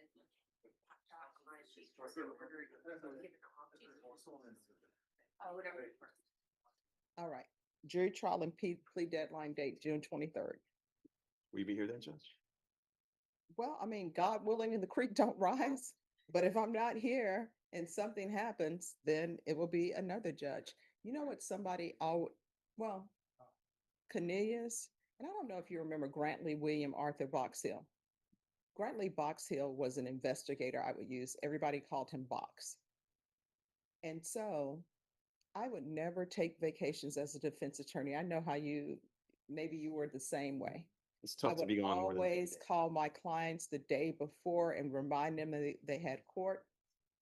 I would still talk to my mom on the phone every day, but I wasn't visiting as much. And so Cornelius and Box said, Stephanie, if something were to happen to you and you were to die tomorrow, do you know what would happen? Me, I'm thinking they're going to say something. The courts are going to shut down. People are going to be beating themselves saying, oh my gosh, she was just too precious for this world. He's like, I would be very sad because you become like a sister to us. But what they're going to end up saying is, all right, this attorney has died. She's the next person to take their cases. So if I'm not here, if something were to happen to me, you know what they're going to say? That's a shame. Who's the next judge who's stepping up? And they're going to bring in visiting judges until the governor decides what he's going to do. So God willing, I may be here. If something happens and I'm not here, it could be any judge. So the plan is for me to be here. So your jury trial date is June 23rd, and that will also be your plea date. Thank you, Your Honor. All right, thank you.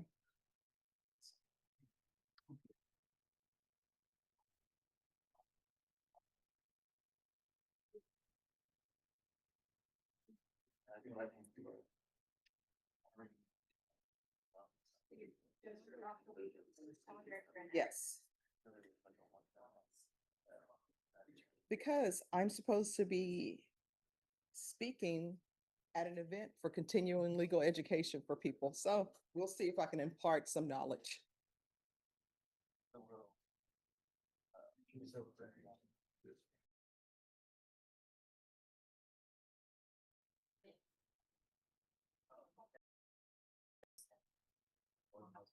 All right, let me find him on the docket. Thank you.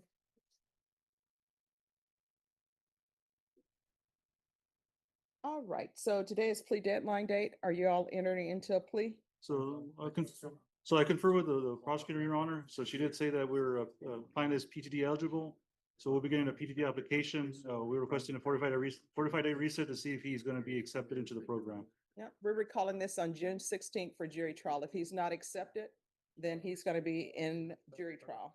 So Your Honor, I will not be here. I will have a vacation letter on file for June 16th. I will not be here on June 16th. Vacation letter is on file.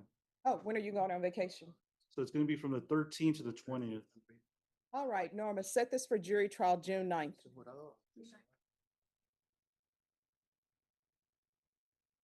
All right, and I need an acknowledgement of discovery. Oh, it has been signed. So your jury trial is going to be June 9th. Sorry, Your Honor, June 9th. So if there's going to be a PTD, it needs to be done before or on that date. If it's not, he'll be going to jury trial. Yes, Your Honor. We do get this application in no later than 24, 48 hours. Can we get that to fall off the docket from June 9th? We'll see. He needs to be here on June 9th, though. All right, understood, Your Honor. Thank you. All right, thank you. Thank you. Morning, Your Honor. Good morning. Thank you very much. You're welcome.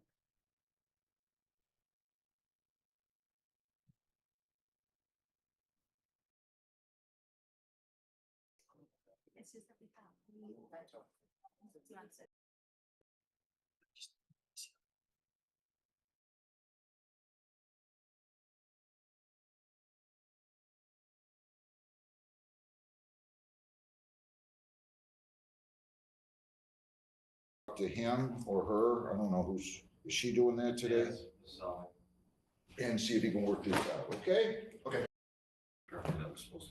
George Joseph Grass III, 25G 306362. Come on up to the podium, sir.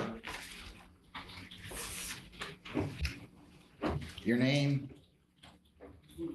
George Joseph Grass III. You have the right to a lawyer. The charge is compulsory attendance in public school, so violation of parental responsibility law by not requiring your child to go to school. You have the right to a lawyer. I'll be happy to give you one. Do you want a lawyer? If I need one, yes, I would. I'll give you a lawyer. You go, talk to the lawyer, and then the lawyer will go talk to the Gibraltar prosecutor, okay? Hey, Your Honor, do you mind, my son is right here. Would you like to talk to him about going to school? We'll talk about that, okay? We'll talk about it. All right, go talk to the lawyer. How old is he? 11. Gotta go to school, son, right? If we don't go to school, I don't know what we do for a living. I really wanted you to speak with him. I will, but you gotta be the parent and make them go to school, right? Absolutely. I mean, that's the thing. Yes, sir. We have to make our kids do things they don't want to do. I mean, otherwise, we don't need parents, right? They could just have a free-for-all. So go ahead and go talk to the prosecutor, and we'll work this out, okay? Sounds good to me. All right, good luck. Still see it on.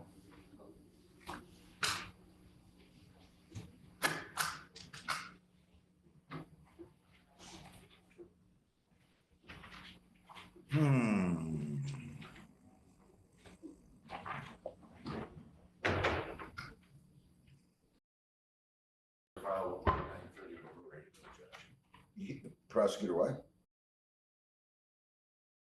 Anthony Craig. Good morning, Ms. Silver. How are you? Your name? Good morning, Your Honor. Gabby Silver appearing on behalf of Anthony Craig. All right, so we have what here? We have a larceny 1,000 or more, but less than 20. Does he stand mute and waive formal reading? Yes, he does, Judge. I'm going to advise you of your rights here. You have a 5-year felony. You have the right to remain silent. You do not have to say anything. If you say something in or out of court, whether orally or in writing, it can be used against you. You have the right to be represented by your lawyer not only today, but at all subsequent court proceedings. And if you ever choose to submit to questioning with law enforcement officials, you do have the right to be represented by your lawyer at that questioning. Do you understand that? Yes.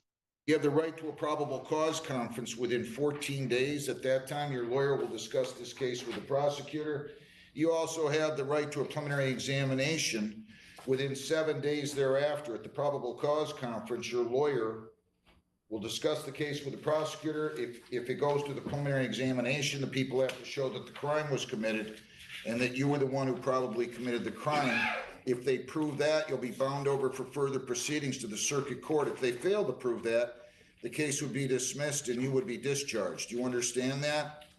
Yes. All right, so I have preliminary exam. This is going to be in front of Judge Hessen. PCC first, Ms. Silver. It's going to be June the 3rd at 9. Preliminary exam, June the 10th at 11 in front of Judge Hessen. Where's he at now? Judge, he's at MDOC, so bond is not an issue at this point. Go ahead. Yeah, that's all I was going to say. And then I was going to ask for a breakout room with him, please. Sure. Let me just do this. Has he been printed on? I don't believe. Let me double check and make sure he's been printed on this case already. I don't know that he has or hasn't. Again, this is why I need somebody from the Detective Bureau over there, but I'm gonna,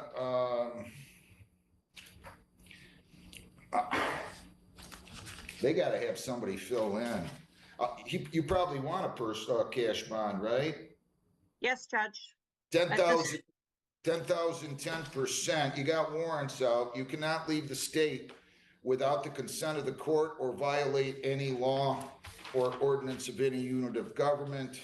You must appear in court as directed, starting with June the 3rd. No contact with prosecution witnesses, no contact with employees of Amazon. Again, you cannot leave the state, cannot violate a law. You must appear in court as directed.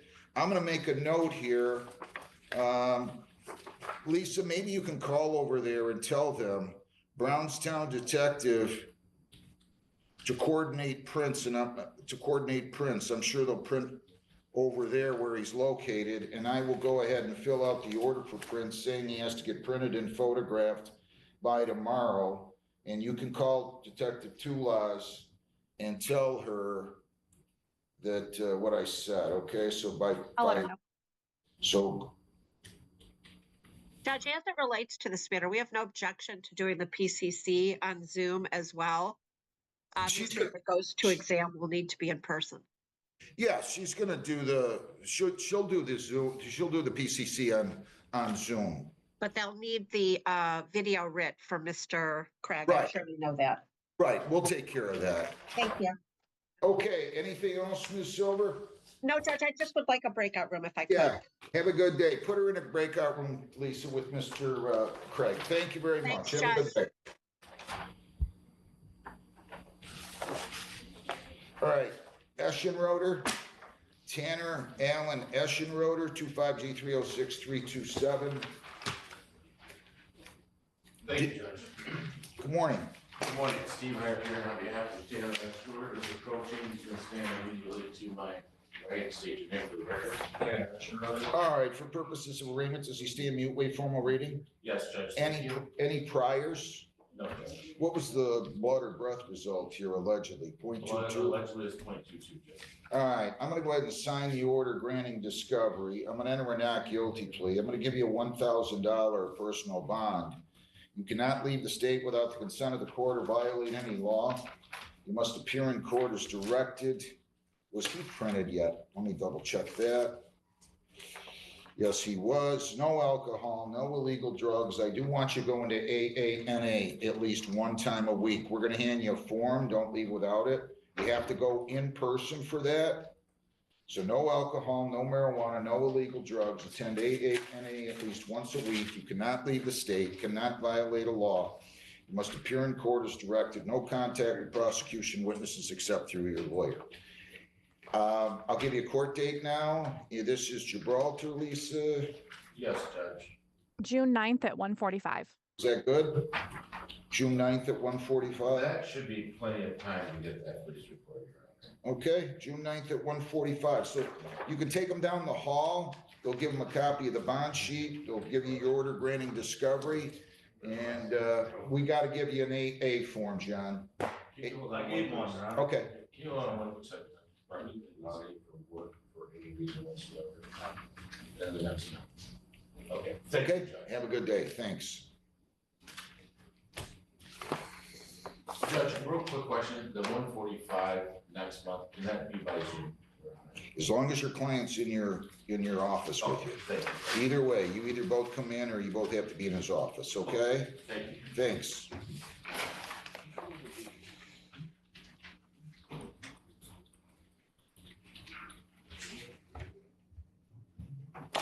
Do you know anything about this dingus case? Detective Robinson? Your Honor, I do not. I think it was a minor offender vendor, what was it? Old Fort and M85. Nobody was hurt and it was a minor damage. Correct, yep. Austin Dingus, wherever you are. Austin William Dingus, 25G306428. Yeah, just have her write it on that, or if you don't mind, minor injury, or no injuries, minor damage, then I don't have a problem at all, okay? What's your name there, young man? Austin Dingus, How old are you? 17. Got in an accident, huh? Yes. You gotta be careful. Okay? Nobody was hurt, right? No. Just minor damage to the other car? Yes, sir. Where are you going to school? I go to Carlson. Okay. On my way back from school, and a half. Are you a senior? I'm a junior college. What are you doing? How's the grades? ABs. Good. Did you get A's and B's, John? Oh, sure. All right, you're gonna plead to impeding, right? Yes, sir. To that charge, responsible or not responsible? All right, I'll accept your plea. 195, can you pay that today? Yes, sir. You're gonna pay that, not your dad, right? Huh? My bad. Your dad, but you're gonna pay him back, right? Yeah. He didn't get in the accident, right? He didn't tell you to go rear-end somebody, did he? Be careful, please. You don't wanna mar that good-looking face of yours. Good luck. Thank you. Study hard. Thank you. Thank you. All right, do I have, Mr. Gock, Jared Gock? Thank you. I hope I'm pronouncing that correctly. Jared Michael Gock, 25G306453. Your name? Jared Gosh. Gosh, okay, Goch. You're gonna plead to impeding, they're gonna dismiss the stop sign, right? Yeah. You good with that? I'm good with that. You're gonna be careful though, right? I'm gonna be careful. I appreciate it. to the charge impeding traffic, responsible or not responsible? Please accept it, disregard stop sign, dismissed, 160 is your total, you can go right down the hall and take care of that, and you're all set, good luck. Thank you. Marion Florence. 25G306139B. How you doing there, Miss Florence? You're hell-bent? Hell-bent? That's what it says on your sweatshirt. What's that mean? It's what? All right. You got gum in your mouth? Yeah. Go throw it over in that garbage, would you? We're gonna get you out of here. What are you doing now? Tell me your name first again. Marion Florence. What are you doing now? You are what, 19? 18. You'll be 19 in July. Yes, sir. What's going on? What are you doing? Going to college. Where? Washington Community College. Washington? Yeah. Good. How you doing? Doing good. Raise your right hand. You solemnly swear or affirm under penalties of perjury that the testimony you'll give in these proceedings will be the whole truth, so help you God. Yes? Yes. Since you were in court on February 27 of 25, have you been arrested? No, sir. Any new charges? No, sir. Any contact with the police? No, sir. Congratulations. Stay out of here now, okay? Study hard. Good luck. Case dismissed. Motion to prosecutor. You're compliant. Wish you well. What's that? You're done. We're gonna send you a probation discharge and dismissal. Good luck. Judge, can we see who that is in the Taft Southfield? They didn't log in with their name. Taft Southfield, who do I have out here? Thank you. This is Scott Osmacher. I am here for Rise of Gibraltar, case number 25G82794 OM, and I'm here with my client representative. All right, so in the future, maybe, well, that's fine. I mean, what else did he need there? His client's name, right? But yeah, I just didn't know who he was because it says. Yeah, we need, comprehensive. so in the future, if you can put what your client's name, that will be helpful, okay? We'll put you in a breakout room. Jukari Jumiki Jones, 25G306116B. All right. How you doing there, Mr. Jones? I'm doing good. What's your name? Jukari Jones. All right, you're charged with failure to pay $135. I ordered you to pay $235. You were supposed to pay this then, weren't you? No, I already paid it. I got the receipt if you want to see it. When did you pay it? Today. That online? You were supposed to, hang on, slow down. You were supposed to pay it on February 27. I wrote pay now. It didn't let me pay. I tried it with the lady. It didn't let me pay. I tried to pay online and it didn't let me. On February 27? Yeah, because I had tapped to pay, so she told me to pay online. So, yeah. I don't know. Did he pay it today, Lisa? Yeah, he paid 100 on February 28th, and then he paid the balance today. I'll tell you what, just next time, don't ignore me like that, okay? Yes, sir. All right? All you gotta do is come in and talk to me. It's not that hard. If they told you couldn't pay down there and you had to pay online, you couldn't pay online, you gotta come talk to me, okay? I'm gonna go ahead and dismiss this. I'll just let it go, okay? Judge, this is also set for prosecutor review. So now you gotta go talk to the prosecutor in Gibraltar and she can move to dismiss, assuming everything is in order. Let me see.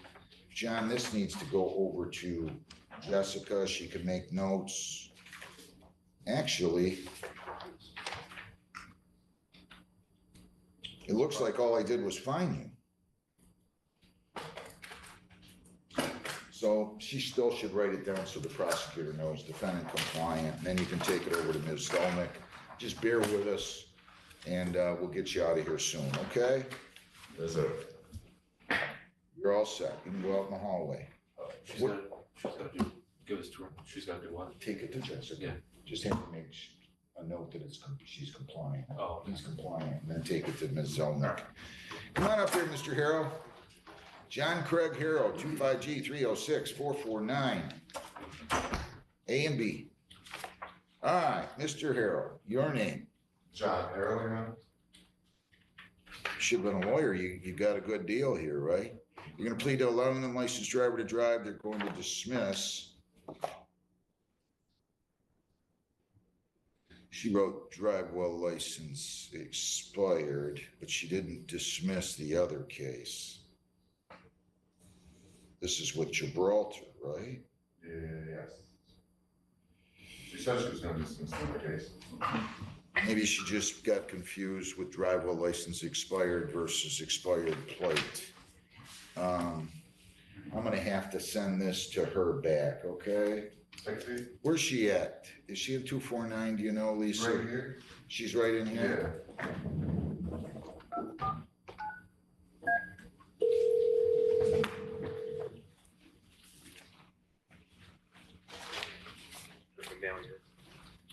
Can you send Ms. Zelnick in here, please? Yes, sir. Thanks. All right, so you have two charges. You've got driver license expired. She's pleading that down to allowing an unlicensed driver to drive. She's going to let you do that, and then she's going to go ahead and dismiss, according to you, expired plate, but I'm going to double check with Ms. Zelnick, your name? How are you? Good. Were you going to dismiss the expired plate? Yes, Your Honor. Okay, you just need to add that on there. No problem. Thank you so So much. then it's going to be the other charge will be dismissed. If you plead to allowing an unlicensed driver to drive, the possible penalties are up to 500 fines, 90 days jail, costs, or all those. Do you understand that? Right.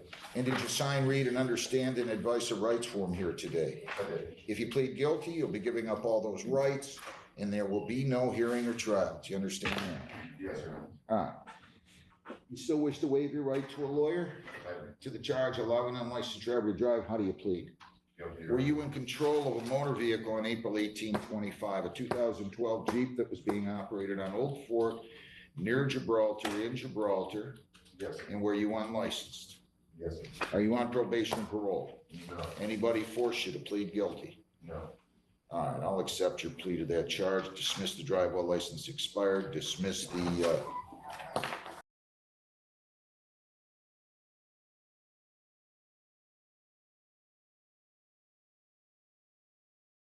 All right, court is calling 2025 CR 00123, I'm sorry, 1273W.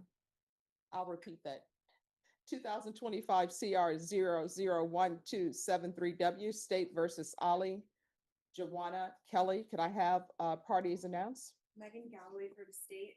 Roberto Vargas, the defendant, ready to proceed, Your Honor. And are you Miss Kelly? Are you the same Ali Kelly who was placed on deferred adjudication in 2025 CR 00123W for the offense of possession of a controlled substance penalty group 1, less than 1 gram, on February 5th, 2025 for a period of 2 years? Is that you? Yes. All right, state. Violation of condition number 5 in Bear County, Texas. The defendant, Ali Joanna Kelly, did then and there fail to report to the supervision officer as directed for the months of March, April 2025 in violation of condition number 5. How do you plead to that? True or not true? It's true. Okay. All right, did you understand by pleading true to that, the court could find it true, grant the motion, find you guilty, and sentence you up to 2 years in the state jail facility and up to a $10,000 fine?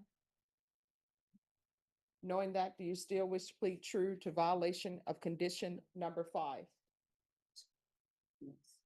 Court will find violation of condition number 5 true. Is there a proposed agreement? There is, Your Honor.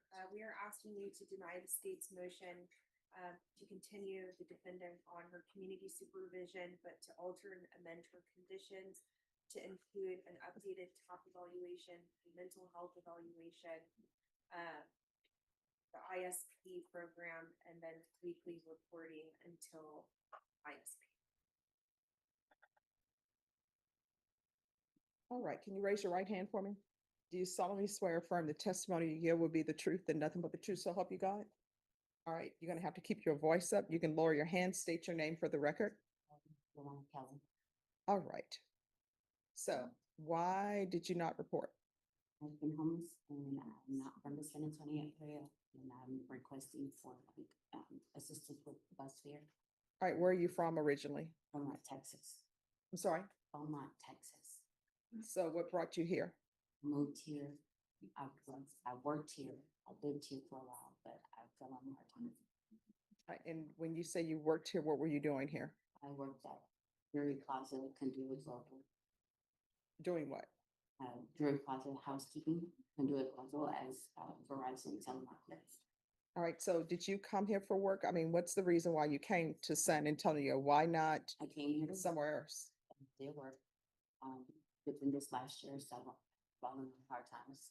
No, I mean, did you come here by yourself? Yes. Yes. All right, so you just came because there was a job here? I just needed All right, do you have children? one, Age? 20, And how old are you? 38. And so is all of your family in Beaumont? Yes.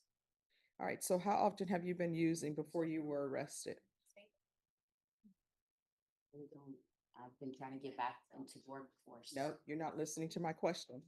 You're on deferred adjudication for possession of drugs. Yeah, and since then, I've been doing everything that I possibly So could to get back before, into work. I'm talking about before, how often had you been using?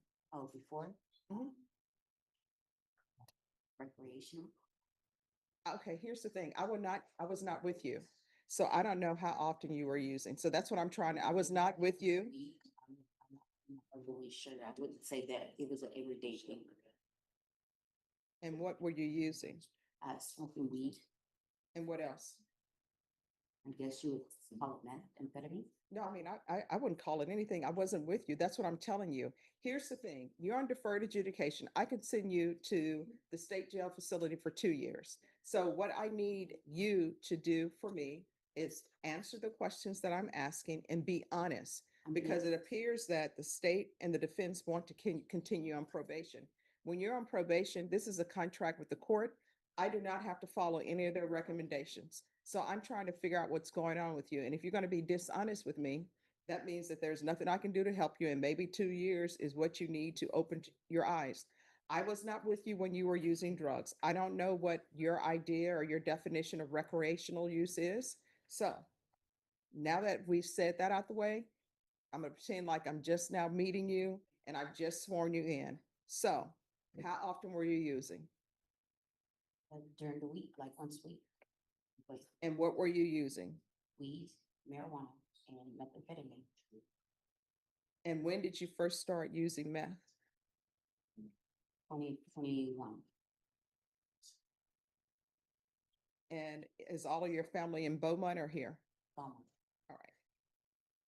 All right, I'm going to give you a choice. I can continue you, but if I continue you, you're going to have certain conditions. You're going to remain in custody until a TAP evaluation is completed. You're going to follow all of those recommendations of TAP. And I'm going to give you some more conditions that I see that the previous judge did not give you. So, or I can revoke you and I will sentence you to 1 year in the state jail facility. What do you prefer? Rather do first option. All right. And probation, is that your recommendation? Yes, Judge. All right, the court will deny the motion. Alter and amend conditions. And I'm sorry, they're wanting a mental health evaluation. Have you ever had any mental health issues? Have you ever been on medication for mental health? All right, the court will deny the motion, alter and amend conditions. There's going to be a TAP evaluation in custody. That's to see what drug issues you have. It's basically a resume for your drug use. Yes. Judge, in speaking with Ms. Kelly briefly, she did say that she was getting some medication for anxiety to help her sleep, and she's dealing with a bit of depression. I would like to get that mental health evaluation. All right, there's to be a mental health evaluation in custody. There's going to be 120 sober meetings at 120 days upon release.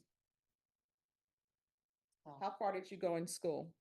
I graduated with honors, cum laude. All right, is this college? No, that was high school, and I did cosmetology. All right, there's going to be 200 hours community service restitution. Those hours will be waived if you obtain some sort of trade school certificate or complete some higher level of education. Massage therapy. That's my next venture. Sorry, what? Massage therapy. Okay. And there's to be weekly reporting upon release. And proof of employment within 45 days of release, no employment as a home health care provider or with minors. And do a referral to felony drug court. And that will be in custody. Is there anything else that you need from the court to be successful? Transportation assistance with bus fare. All right, if you will talk to them, I know there are different organizations in the city that will give you a free bus token, but it's not forever. All right? Yes. Anything else that you need help with? Some housing assistance. All right, you'll need to talk to probation about that, but you need to be honest with felony drug court. If you're honest with felony drug court, they'll accept you into their program and they can help with certain needs you may have. All right, probation, is there anything else? All right, we can go off the record. In this court, to be successful on probation, communication is key. If there's an issue, let your probation officer know. If you feel they're not addressing it, you can always come back to the court. But one thing you should not do in this court is disappear. You understand? There is not a problem with picking up the phone and calling somebody to tell them what your issues are. You understand? All right, Is good there luck to a person in particular that I would have a direct line? They'll let you know it's your probation officer. All right, good luck to you. Hey, Judge, may I be excused? Yes.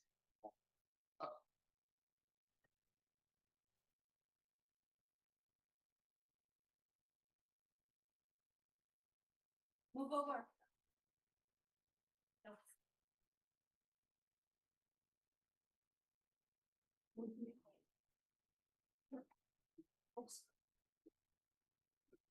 English, Spanish.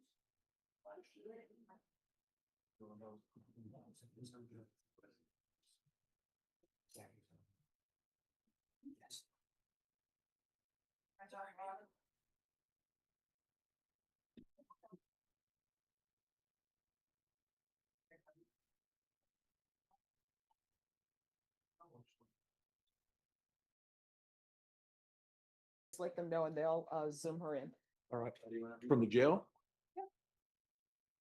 Or either you can Zoom in if they're bringing her over. Just speak with Deputy Laura.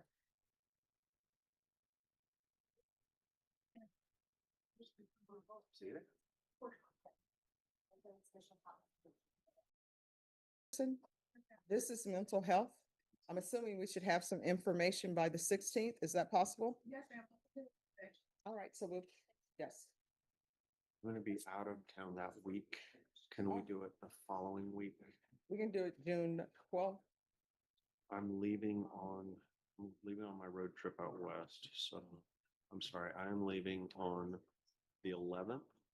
And I won't can be put it- back until the 23rd, All right, we can put it on the 9th. Monday the 9th? Yes. Sure, okay. All right, Norma, recall this for June 9th. Hey, you can play the song On the Road again. Or if your car is a pink Cadillac, you can play Aretha's Pink Cadillac. Black Cadillac, but, yeah.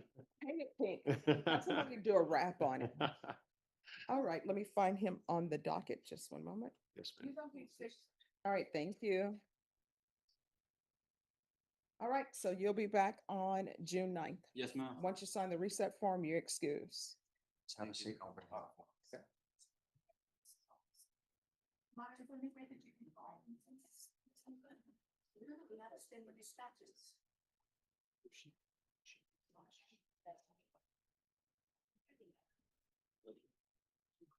All right, Deputy Laura, if they haven't been transported, his client, just see if they can have them by Zoom.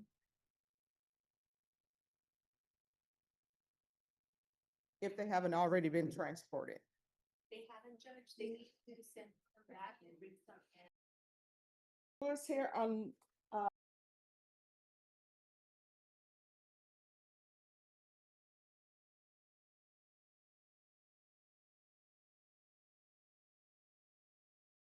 all right, who's here on Adam? Oh, I just called that. Luis Brasenio.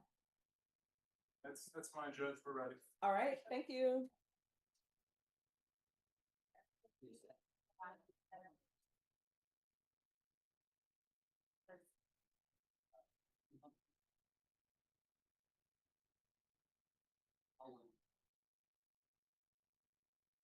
What question? Okay. Just one moment. Let's see what this question is.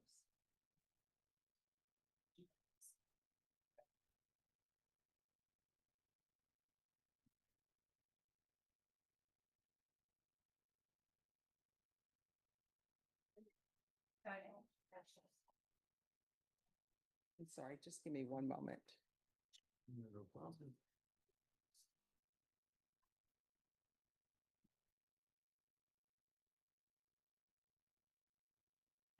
Where are you now? Nothing that. But where is it local? What is it local? What do you mean? Like, where is it? It's in Council House. Okay. I didn't.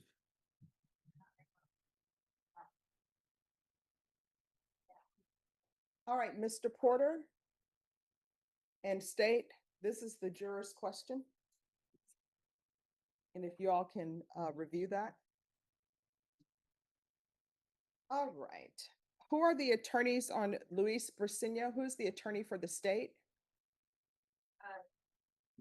You think it's, okay. Are you ready to proceed or you want to answer the question? I've had a chance to review it, so I'll get this reporter. So, The basic answer, Judge. All right. Yeah, hold the line. All right.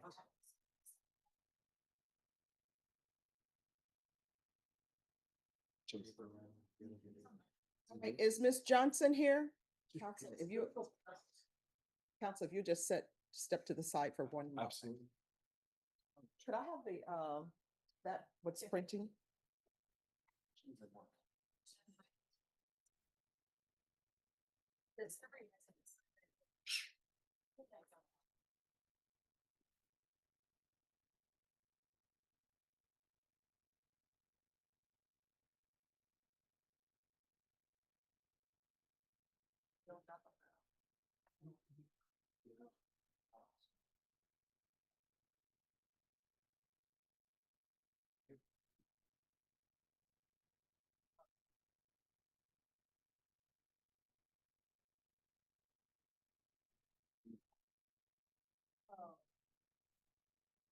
Not much. I hadn't heard about that. Oh, yes. That's insane. Thank you. And, That's insane. oh, it is.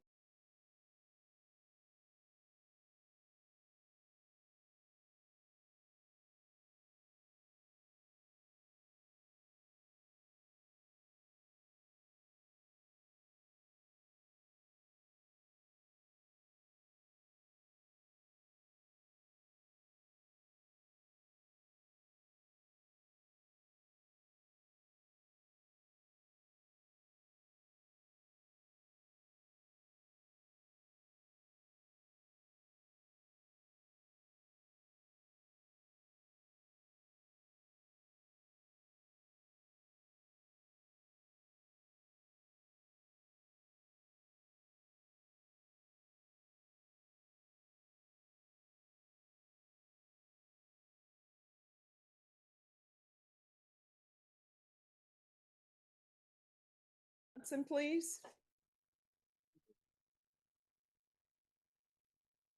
All right, we're on the record in 2024 CR 2675 State versus Darren Johnson. Could I have parties announced? I need to wait for the state. And Ms. Johnson, if you could come forward. William Davidson for Miss Johnson and Robert Porter. For the record, Ms. Johnson is present in court.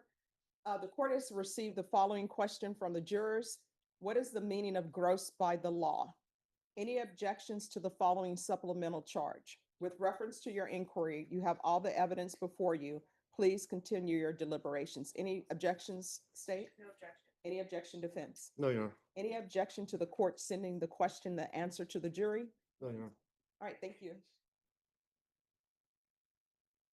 All right, we're on the record in 2024 CR 01 1184, State versus Luis Briceño. Can I have parties announce? Ready, go for the state. Roberto Ambrosino for the defense. And are you Mr. Briceño? Yes, Your Honor. All right, you entered a plea on April 17th. According to the plea bargaining agreement, the state is recommending deferred adjudication. There's to be restitution to the complainant. The court requested that a MIC evaluation be completed. Have both parties had a chance to review the evaluation that has been completed? Yes, Your Honor. Yes, Your Honor. Any objections? No, Your Honor. No, Your All right, any witnesses, state or defense? Just argument, Your Honor. All right, the court will hear argument. Judge, I just want to ask the court to follow the plea bargain. Essentially, Mr. Briceño was in a very bad place, mental health wise, and struggling with addiction to some extent. In December of 2024, he entered New Choices Treatment Center, where he did a 60-day inpatient program and has been doing outpatient since then. He's in the aftercare program where he's working. He's still there as we speak. He's basically been in some type of treatment since December. He's doing really well. I think there was mention in the mental health evaluation about getting him on the proper medication, which he is now on. He reports that it's really helped him and he's doing well. I'd like to ask the court to follow the plea bargain. If the court is inclined, I know the TAP evaluation recommended that he do outpatient treatment. It's essentially what he's doing. I don't know if the court wants him to do anything additionally, but maybe just to order him to continue what he's doing might be the most useful thing on top of AA and NA classes. But for all those reasons, I'd ask that you follow the plea bargain. All right, probation. With regards to New Choices, if probation is able to evaluate whether New Choices is equivalent to outpatient. What's your name, treatment sir? probation, Abdallah. if you deem it equivalent, How you doing, then Your the Honor? court will accept his Good. How treatment about you? with, New Choice. Tell me your full name. Abdallah Ali You need to Al sign a release. What is your, I'm the owner of A Trucking. I came in to get a break for a couple of tickets, but they told me I needed an order for it because it's an LLC. I did not know that. but you're the principal, the Yes, president? Yes, I'm the owner. Yes, I'm 100% the owner. Yeah, these are tough. I mean, I try to not make people do this on civil infractions, but as long as the principal's here. I would appreciate it because, you know, I took off from work to come. Let me see what I can do. Call in Trenton. Is that Ms. Jeez.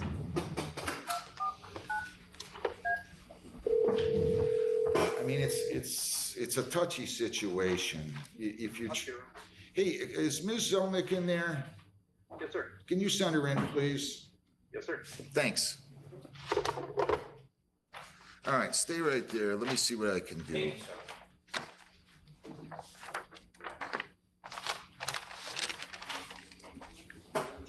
I mean, I'm gonna let you, I would let you do it this time, is what I'm trying to I tell you. appreciate it. I promise you. I Ms. did not. Zelnick, your name? Amelia Zelnick. So I know you're absolutely right. He really needs a lawyer.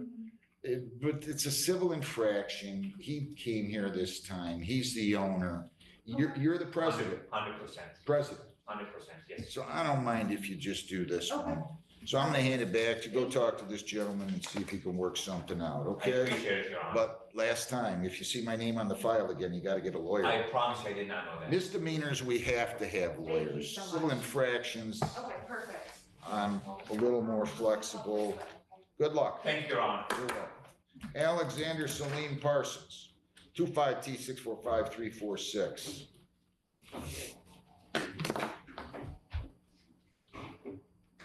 Your name? Alexander Parsons.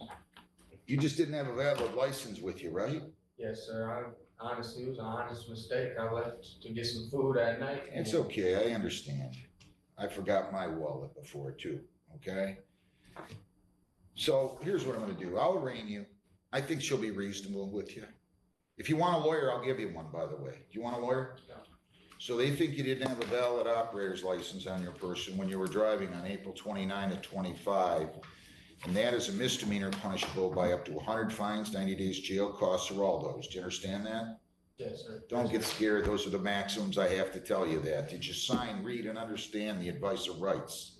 Yes, Your Honor. If you plead guilty, you'll be giving up all those rights and there will not be a hearing or a trial. Do you understand that? Yes, sir. All right, you still wish to waive your right to a lawyer? Yes, sir. I'm entering a not guilty plea. I'm gonna go ahead and give you a personal bond of $100. You go talk to her. You cannot, here are your bond conditions during the pendency of the case. You cannot leave the state without consent of the court. You cannot violate a law. You must appear in court as directed. Go talk to her. Maybe she'll dismiss it, show her your license, and go from there, okay? Okay. All right, good luck. Whitehead, Nathan Wayne Whitehead, file 25G306438. Good morning, sir. Your name? Good morning, Nathan Whitehead. You're charged with entering a residence at 30545 Young without permission on April 27 at 25. You have the right to a lawyer. If you want one, I'll give you. You want a lawyer? No. Okay. All right, so I'll go ahead and arraign you. And if you change your mind, you tell me. They think you went into a residence at 30545 Young Drive in Trenton. I'm sorry, Gibraltar, without authority. That is a misdemeanor punishable by up to 500 fines, 90 days jail, costs, or all those. Do you understand that? Yes. Did you sign, read, and understand an advice of rights form? Yes, sir. If you plead guilty, you'll be giving up all those rights and there will not be a hearing or a trial of any kind. You understand that? Yes, sir. All right, do you still wish to waive your right to a lawyer? At this point, I don't know. She said that. I don't want to know what she said. I don't know who she is, but I don't want to talk about that. I just want to know, you want me to send you to the prosecutor or you want a lawyer?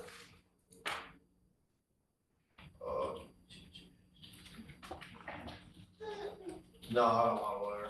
Okay, so I'm entering a not guilty plea. $500 personal bond. You cannot leave the state without the consent of the court. Ma'am, you gotta, please, I love kids, but I can't have them. You cannot violate a law. You must appear in court as directed. No contact with the owner of 30545 Young Drive in Gibraltar, and you're not to enter the property address or go near 30545 Young Drive in Gibraltar. No contact with prosecution witnesses except through your lawyer. Is she listening to me? Gibraltar attorney, you go out and talk to them and then you can come back in, okay? All right. All right, good luck. Thanks.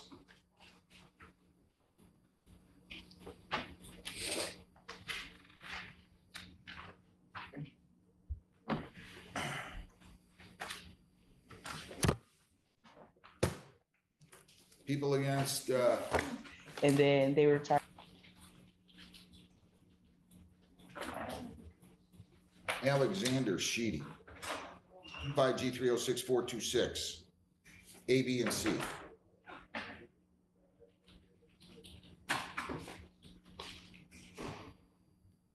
Good morning, Mr. Camilleri. Your appearance? Good morning, Judge. Kenneth Camilleri on behalf of Alexander Sheedy, Your Honor. I'm here with Mr. Sheedy. I'm Okay. here with Mr. I'm sorry, Judge. That's all right. That's okay. Mr. Sheedy, your name? He is not present, Your Honor. He is currently in school. Oh, okay. So you're authorized in this plea on his behalf, right? I am, Your Honor. And he's going to plead, there's going to be a plea to file A, selling or furnishing alcohol to a minor. That's a civil infraction. And the prosecutors agreed to dismiss files B and C. True?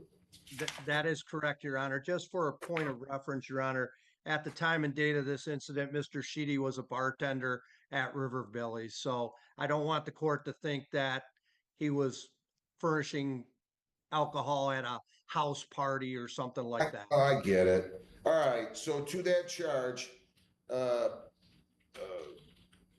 selling or furnishing alcohol to a minor, this would be on April 19 to 25 at 9:32 p.m. Count one. How do you plead, responsible or not responsible? Responsible, Your Honor. I'll accept the plea. Dismiss files B and C. 205, pay by May 29th. How you been doing? I've been doing great, Your Honor. The only request, Your Honor, may I give Mr. Sheedy 2 weeks, or may the court give him That's 2 fine. weeks June to? 5th, June 5th. Yes, Judge. I'm doing well. How about yourself, Your Honor? Good, just getting older and uglier, but other than that, everything's good. Well, I don't know about the uglier. You seem to be holding on pretty good. Take care. Good to see you. See ya. Thanks. Olivia Keats, Olivia M. Keats, 24I-715-13A. Good morning, Ms. Keats. Your name? Olivia Keats, Your Honor. You have a multitude of violations here. Failure to attend the scheduled probation visit on April 29. Failure to attend your scheduled probation visit on May 12. Failure to submit the biweekly testing on March 25. And failure to submit the biweekly testing as ordered on May the 5th. Do you understand all the charges? Yes, Your Honor. If you plead guilty, if you're found guilty, that would be 4 technical violations. You have 2 priors. Your probation could be revoked. You could be incarcerated for 93 days. Do you understand that? Yes, Your Honor. And did you sign, read, and understand the advice of rights? Yes, Your Honor. If you plead guilty, you'll be giving up all those rights and there will not be a hearing or a trial. Do you understand that? Yes, Your Honor. All right, so you have the right to a lawyer. I presume you want one. Do you want a lawyer? No. Are you sure? I mean, it's up to you. I don't want to, you have the right to represent yourself. It's entirely up to you. I don't want a lawyer. All right. Is the count 1 that you failed to attend your scheduled probation visit on April 29th at 25? How do you plead? Yes, Is the count 2 that you failed to attend your scheduled probation visit on May 12th, 25? How do you plead? guilty. Call Emily, please. Call Emily. Did you fail to attend your probation visit, count 1, on April 29? Guilty. Did you fail to attend your probation visit on April 29th? Yes. And did you fail to attend your probation visit on May 12th of 25? Yes.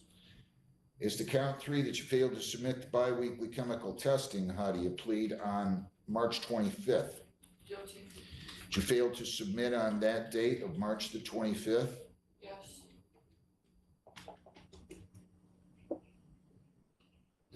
And is the count 4 that you failed to submit the testing on May the 5th? How do you plead? Guilty. Did you fail to submit the testing on that date?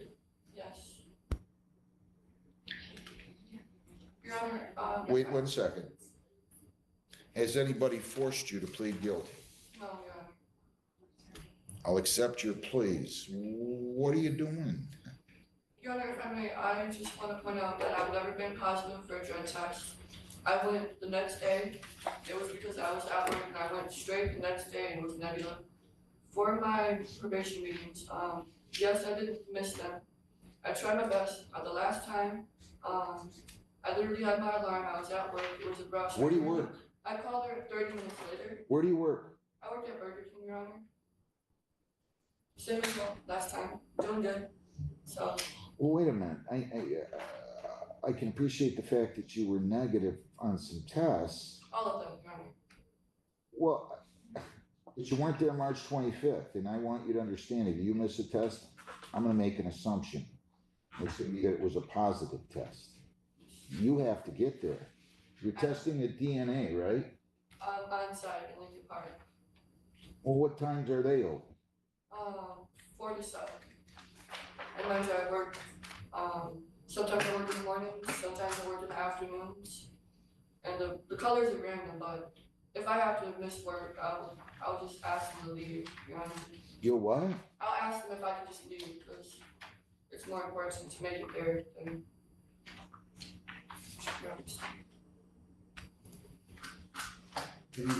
Did you finish your treatment? Oh, yeah, my community service hours are done, my court work hours are done. I've been going to therapy every week. I'm supposed to be going to therapy until I get off probation, and I've been going. My whole treatment's pretty much done, except for my therapy. I want to be understanding. You're gonna have to tell me more. You call in the morning, right? Yeah, the color, yes. Right.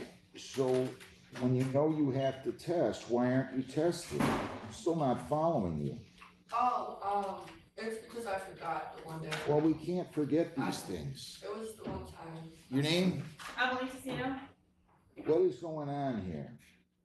I don't know, she seems to do this every month. She called me to reschedule because of work, I rescheduled it, she missed, I rescheduled it again, she missed.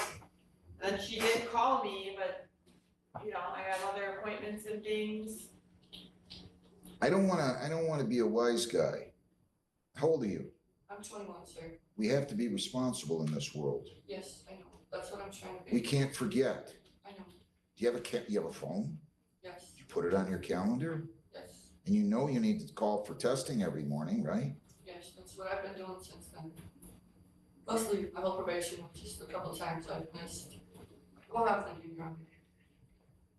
You got 6 violations. I mean, really. I don't know what to do with her.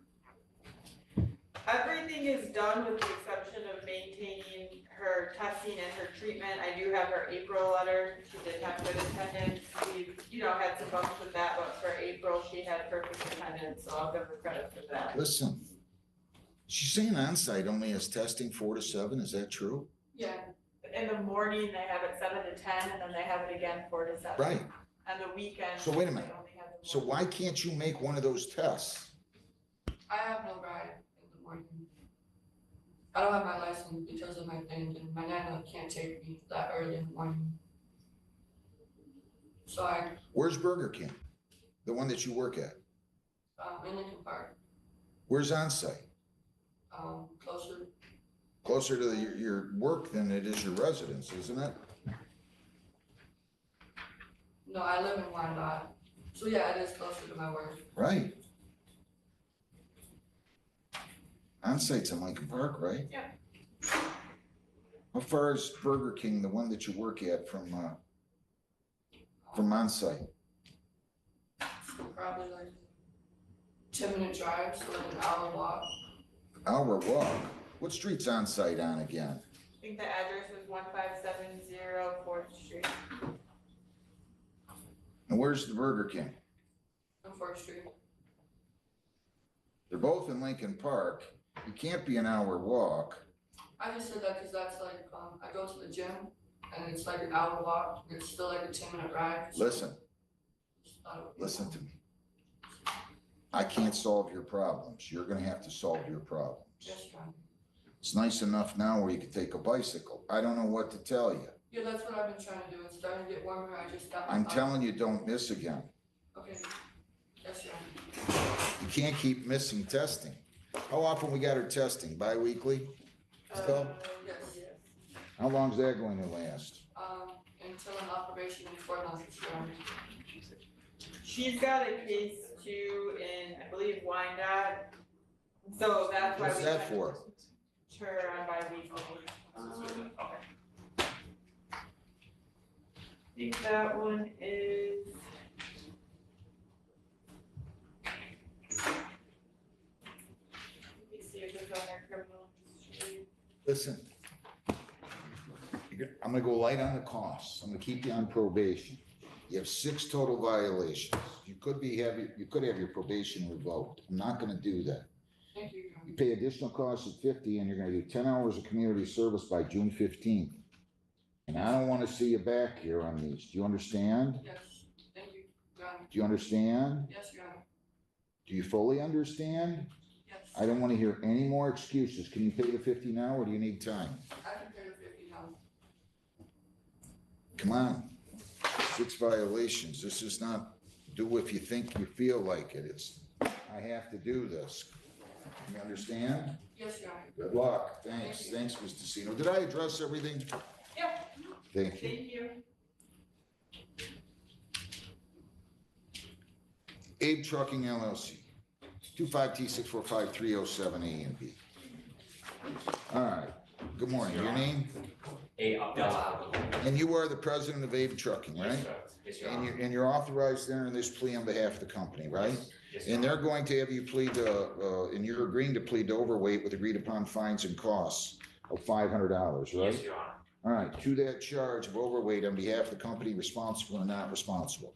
Responsible. Plea is accepted, fines cost 500, defective equipment dismissed. Can you pay that today? Yes, sir. You go down the hall and pay that and you're all set. I appreciate it. Thanks for your time. Have a great day. Thank you. Boy, you're awful pleasant. It's nice to see pleasant people in You here. have a good day, Your Honor. Besides my court officer and my court recorder. Thank you, Your Honor. All right, thank you. People against Bazey, Ali Kamal Bazey. Are you ready on yours? You know? Is the lawyer ready? Yes, Your Honor, it's an adjournment. I Y- believe. Yeah. John, who's the lawyer? Mr. Carmen. Tell Mr. Carmen I want him to come in here so I can get her out of here, please. Ali Kamal Bazey, 25G306-425 A, B, and C. Is Ali Bazey in here? Oh, you got a lawyer out there? Good morning, counsel. Your appearance?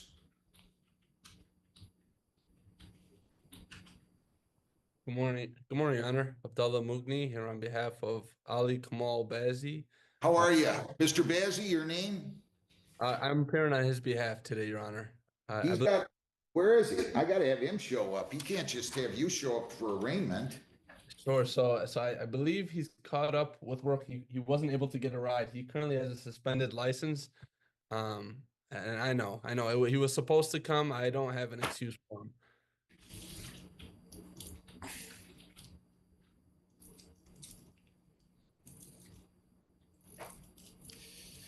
You know, I should just issue a warrant, right? Hope he wouldn't, Your Honor. Well, I should, but he can't just not come show up. I agree. All right, Lisa, give me one more day. I'll try to be understanding here. I'm not gonna be too often, though. What's the next date? June 9th at 2:15. June 9th at 2:15. Now, listen, you either both have to be in your office, or you both have to be in the courthouse, okay? 100%. So 100%. however you want to do it, I'll give you a break this time. I'm surprised I'm doing this, but even surprising myself. I issue warrants when people don't show up. He's got to show up, okay? 100%. So June 9th at that time, we'll see you here then, and make sure he's here, or I'm not gonna be nice. Could All I right? ask for one more favor, Your Honor? I'm sorry. But on June 9th, I'm gonna be on my honeymoon.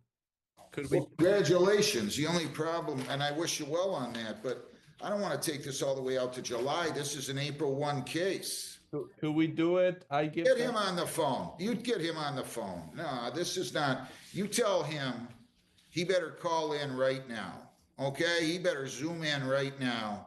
And I'm gonna have you pre-try this with the prosecutor, or else I'm gonna have to issue a warrant for him. He can't do this. Sure. I mean, I'm not penalizing you. I wish you well, but this is an April 1st ticket or something, and the guy hasn't even been here for an arraignment yet. Now I'm supposed to move it to July, basically, or end of June. I can't do that. You get him on the phone, and you tell him he better zoom in now, or the judge is gonna issue a warrant for him. Will you do that for me, please? Most definitely. And the reason why we are adjourning is because he is supposed to have his license reinstated in the next couple weeks.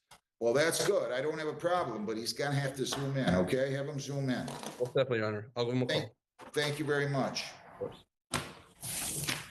Jakari Jones, 25G30616B. Where is Mr. Jakari Jones? Is he here? Nobody can hear us. They can hear us. He was in person earlier, Judge.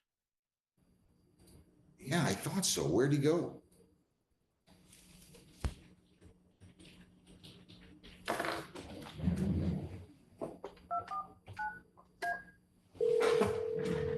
This is the one that paid that day, right? Paid earlier today? Yes.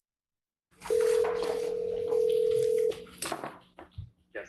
So I need Ms. Zelnick again, and I need Jakari Jones. I don't know where he went. I called his case. Jakari Jones and Ms. Zelnick? Yes. Gotcha. Thank you. Thank you.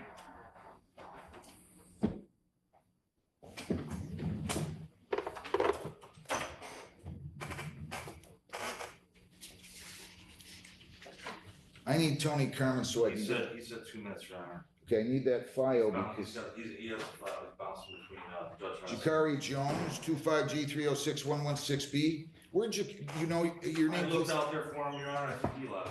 Why would he have I left? have no idea. People Your name? So he left, do you I think? checked out there, Your Honor, I called his name, he didn't answer. Just make sure they come in from now on, okay? He was here, there was no other strings attached except paying, he paid the balance late, but this morning, I'll go ahead and, just indicate that you're moving to dismiss and he's compliant, the case dismissed, okay? Thank you. Just try to tell these guys to come in here. I really don't want to dismiss these on review hearings unless they're in here, okay? You know, and they showed up, all right? Thanks. Thank you. All right, let's take this one. Is this the one, Mr. Carmen Bazey? I have Alvarez, Your Honor. Okay.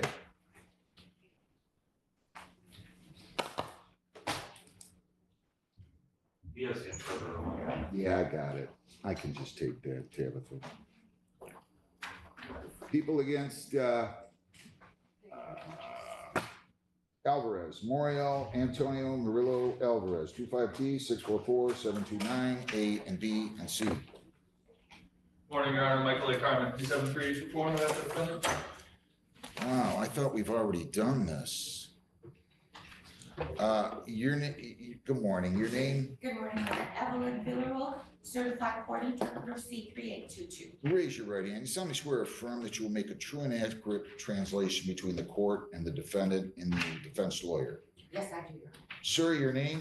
Señor, díganos su nombre. Moriel Antonio Murillo Alvarez. Ariel Antonio Murillo Alvarez. I thought he already, I thought we adjourned this already so you could consult with an immigration lawyer. Yo pensé que nosotros habíamos aplazado esto para que pudiera hablar con un abogado de inmigración. Lo aplazamos para yo ir a mi corte. It was adjourned so that I could attend my court date. Well, I believe it was an immigration hearing date. Oh, there is or was? Hubo un caso o va a haber un caso. Ya hubo un caso de inmigración. I already had my court date in immigration. I see. Okay, so you're gonna go back and talk to that lawyer? Así que usted va a volver a hablar con ese abogado que está teniendo.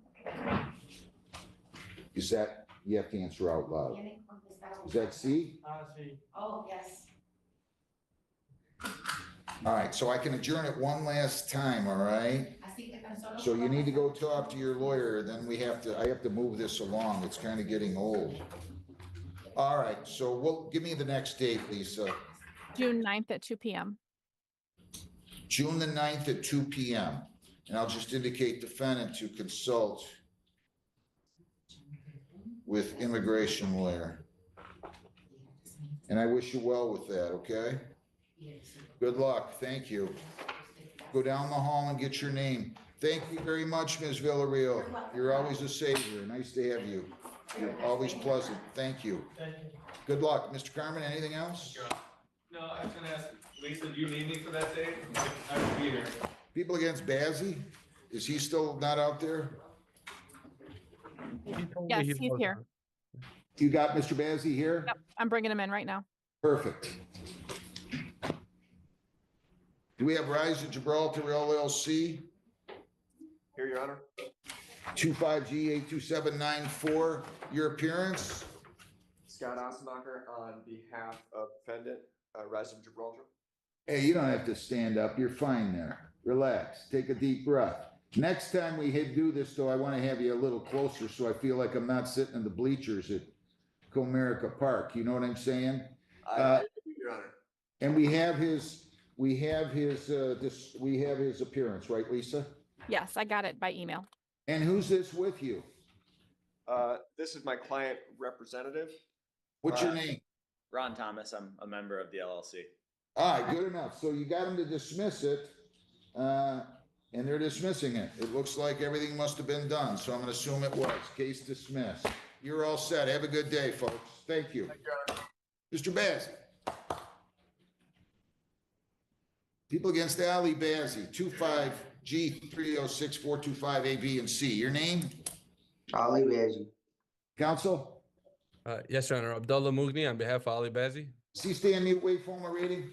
Yes, Your Honor. He stands mute and waives a formal reading. Hey, Mr. Bazey. Yes, sir. I look like the kind of guy that thinks that this is a funny thing. Just, you can tell me. Pardon? Why weren't you here this morning? You gotta show up. I know. Well, you do this again, you're gonna have a warrant out for your arrest. This isn't a game.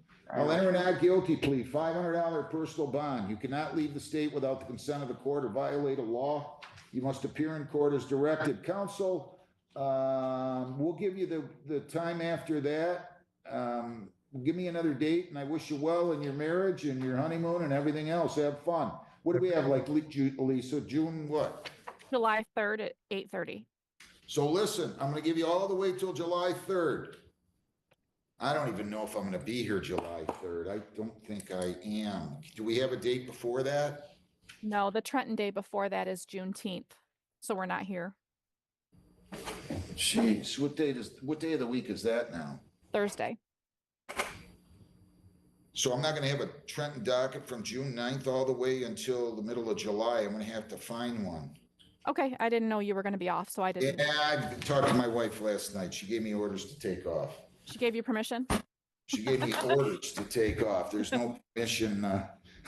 So I'll pick another date and then I'll get with the attorney if that's okay. Yeah, Mr. Counsel, we're gonna send you notice. I'm just gonna ask you to make sure that, when is your honeymoon? July, or June what to what? It's gonna be the 4th until I think the 18th. So I come back the 18th. Long trip. Nice, 2 weeks. So I'm just gonna make a not available between June 4th and 18th. Where are you going? So it's gonna sound like a lot, but it's an island in Spain called Majorca for a week, and then an island in Greece called Crete for a week.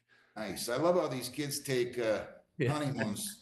We went to California in 1983. That was a big deal back then. Probably a lot more cost effective too. Have a good time. Congratulations to you. I appreciate it. We'll set it some date other than those, okay? And again, you can have your client in your office, both of you, or you can both come in here, all right? Mr. Bazzi, don't play with me again. He'll be here. Sorry, Your Honor. Thank you. Have a good day. So I will proceed. He's not available, Lisa, and Judge, will it be all week or can I move it to that Monday? it's gonna be, the 4th is Friday, so I'm gonna take the 1st, 2nd, 3rd, and whatever. Is that June 30th on Monday? Yeah, June 30th. Okay. I'll just go the week before. Okay, thanks. Andrew Steven Syak, 25T645-497 A and B.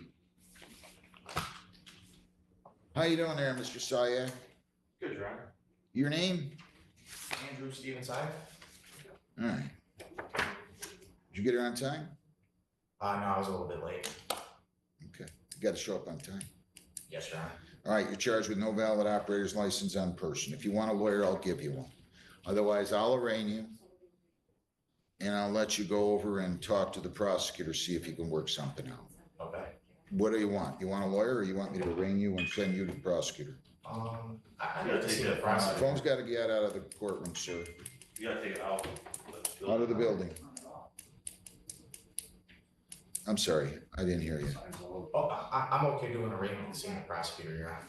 So they think on April 28 or 25 on Fortner Dunlop in Trenton that you were operating a motor vehicle and you didn't have a valid license on your person. That is a misdemeanor, punishable by up to 100 fines, 90 days jail, costs of all of those. Do you understand that? Yes, Your And Honor. did you sign, read, and understand the advice of rights? Yes, Your Honor. If you plead guilty, you'll be giving up all those rights and there will be no hearing. Do you understand that? Yes, Your Honor. You do have the right to a lawyer. You still wish to waive your right to a lawyer? No, I don't wish to waive it fully. Now you want a lawyer? It's up to you, whatever you want.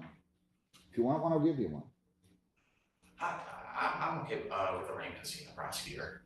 So you waive your right to it? Yeah, I'll enter an not guilty plea, $100 personal bond. You cannot leave the state without the consent of the court or violate a law. You must appear in court as directed. We'll take this over to the Trenton prosecutor, and I wish you well. Thank you, Your Honor. Okay, either way, you're coming back in front of me. Good luck. Thank you, Your Honor.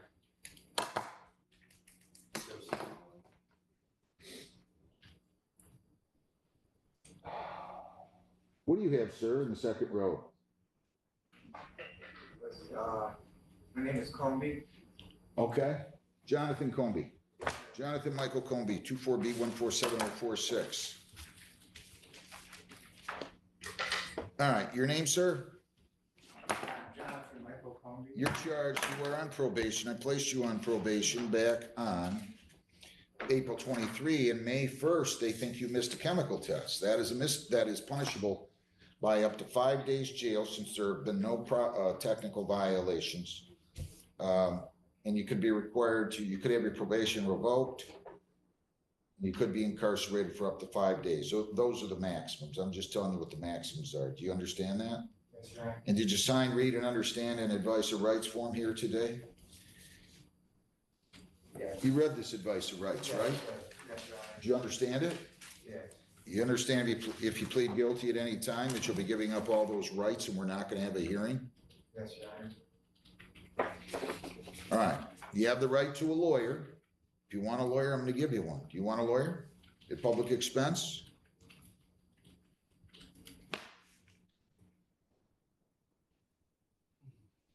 I don't know. You don't want a lawyer? I don't know. I don't know if I even, It's up to you, whatever you wanna do. Your Honor, I can't answer anything. I can't answer any questions right now. I just need to know if you want a lawyer. no. All right, to the charge that you failed to enroll in weekly testing as ordered on May 1 of 25. How do you plead? Guilty. Did you fail to enroll in testing on that date? Yes, Your Honor. Anybody force you to plead guilty? No, sir. Please accept it. Why did you do that? I made a mistake. Call in, She Emily. told me to go in on that first day and then start calling in on the day after that. So I started calling in on a day after that. All right, all And right. I made Okay, a mistake. It all right, was an okay, honest mistake. okay. And since then, though, Your Honor, I've completed this arms program Good. and I have also, I have enrolled in the intensive outpatient Okay. treatment. And you're still going to AA? Yes, sir. And I have completed all the requirements that they wanted me to complete. So tell me, let's go talk about why didn't you go on May the 1st? I'm not quite understanding. What do you mean? They told me to go in on the first day and kind of, I didn't hear that part. All I heard was to start calling in on a day after. All right. So I made a mistake and I misunderstood what they were saying. Tell Emily I don't need her. You don't need her now? No. I'll tell you what, I'm gonna assess costs of $50. Keep me on probation, subject to all existing terms, okay? Yes, sir. You go down the hall, pay your $50. Just get yourself on track though, will you please? Yes, sir. All right. Okay, thank you. Any questions? No, sir. And you have the 50 with you, right? Yeah, I gotta go grab my card. All right, good luck to you. Thank you. Yes, Yeah, that goes to the prosecutor. Sir, what's your name? I'm Brennan Carr. I'm an intern with Trenton Police Department. Oh, Yeah, I'm just sitting in, okay. observing. Well, good. You're gonna be a policeman, eh? That's the goal, yes. Good. Good for you. Where'd you go to school at? I go to Fair State, Oh, where'd you go to high school? Rosio. Criminal justice you studying? Yes. Good. Yep. Good. That first day. Don't go to law school and run against me, okay? Well, good to have you here. Yeah, thank you. I'll be out in a couple minutes, Okay. as soon as something's ready here.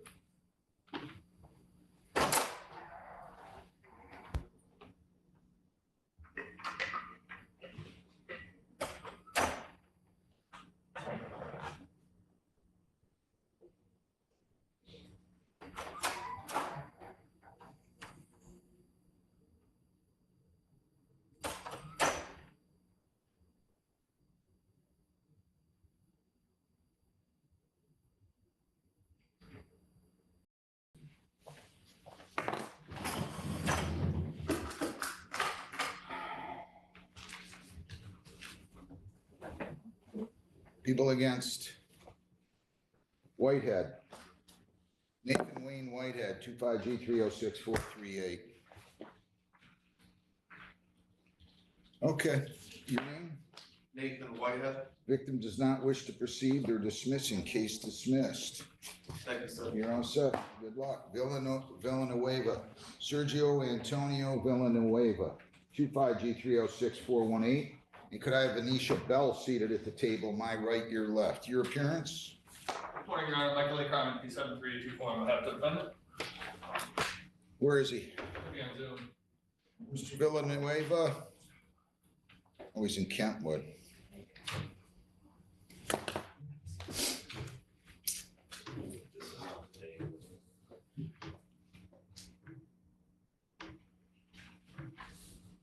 Venetia Bell? Venetia Bell, 25G306298. Michael A. Carmen, P7324, on behalf of the defendant, Your Honor. All right, so the school resource officer stated defendant's making progress. Your name? Venetia Bell. Just make sure your child continues to attend school. Will you do that, please? Yes, sir. Case dismissed. Motion to the prosecutor. Thank you. Thank you. Good luck. Thank you. Sergio Antonio Villanueva. Is he out there, Lisa? I haven't seen that person. Is that ours?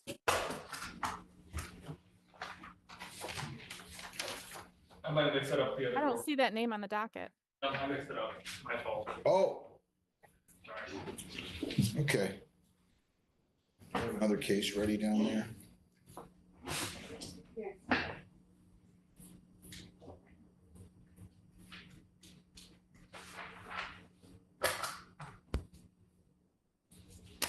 All right. People against Musial. Brandon Lee Musial, 25U 567-358, Musial.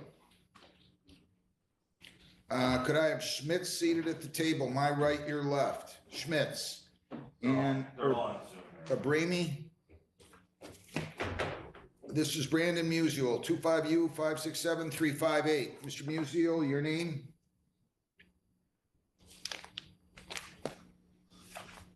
Good morning, Sergeant. Your name? Good morning, Your Honor. Sergeant Gladfelter, badge number 423. Mr. Musial, your name? Brandon Musial. Sorry, my phone was on mute.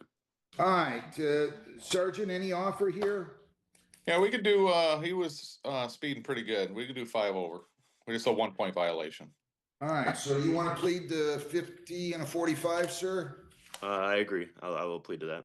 That's 1 point to that charge, responsible or not responsible? Responsible. All right, I'll accept the plea. Listen, you got to slow down a little bit here, my good man.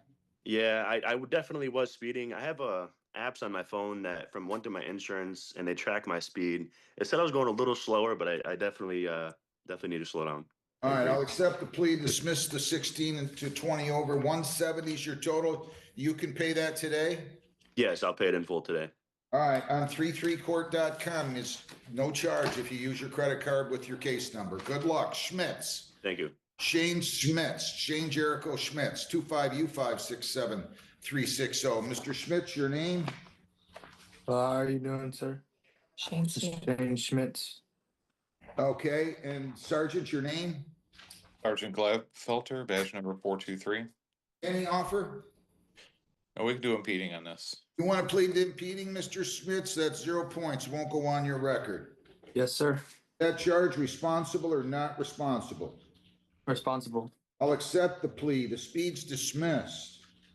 $150 is your total, okay? Yes, sir. I wish you well. Good luck. You're all set. Thank you. Just make sure you make your payments today, okay? Yes, sir. Good luck. Erlis Ibrahimi, 25U567-361. Good morning, this is Erlis Ibrahimi. How you doing? Sergeant, your name again? Sergeant Gladfelter, badge number 423. Okay, an offer here? Your Honor, I asked, since Mr. Abrini has a New York driver's license, I asked him to do a little bit of research for us if we can help him out on something that wouldn't hurt him in his home state. Hopefully he did that. If not, we'll just go with the impeding traffic. What'd you do there, sir? Did you find out anything? I did not. I just came to the hearing, but I would like to do the impeding traffic, sir. How many tickets do you have in New York? I have no tickets. That was the first time I was ever getting pulled over. Good. So he's offering that. You want to plead to impeding, right? Yes. That charge responsible or not responsible? Responsible. Plea is accepted. Speed's dismissed. 150 is your total. You can go right online and pay that now, okay? Thank you, sir. Have a great day. Best of luck, you too. What else do I have down there?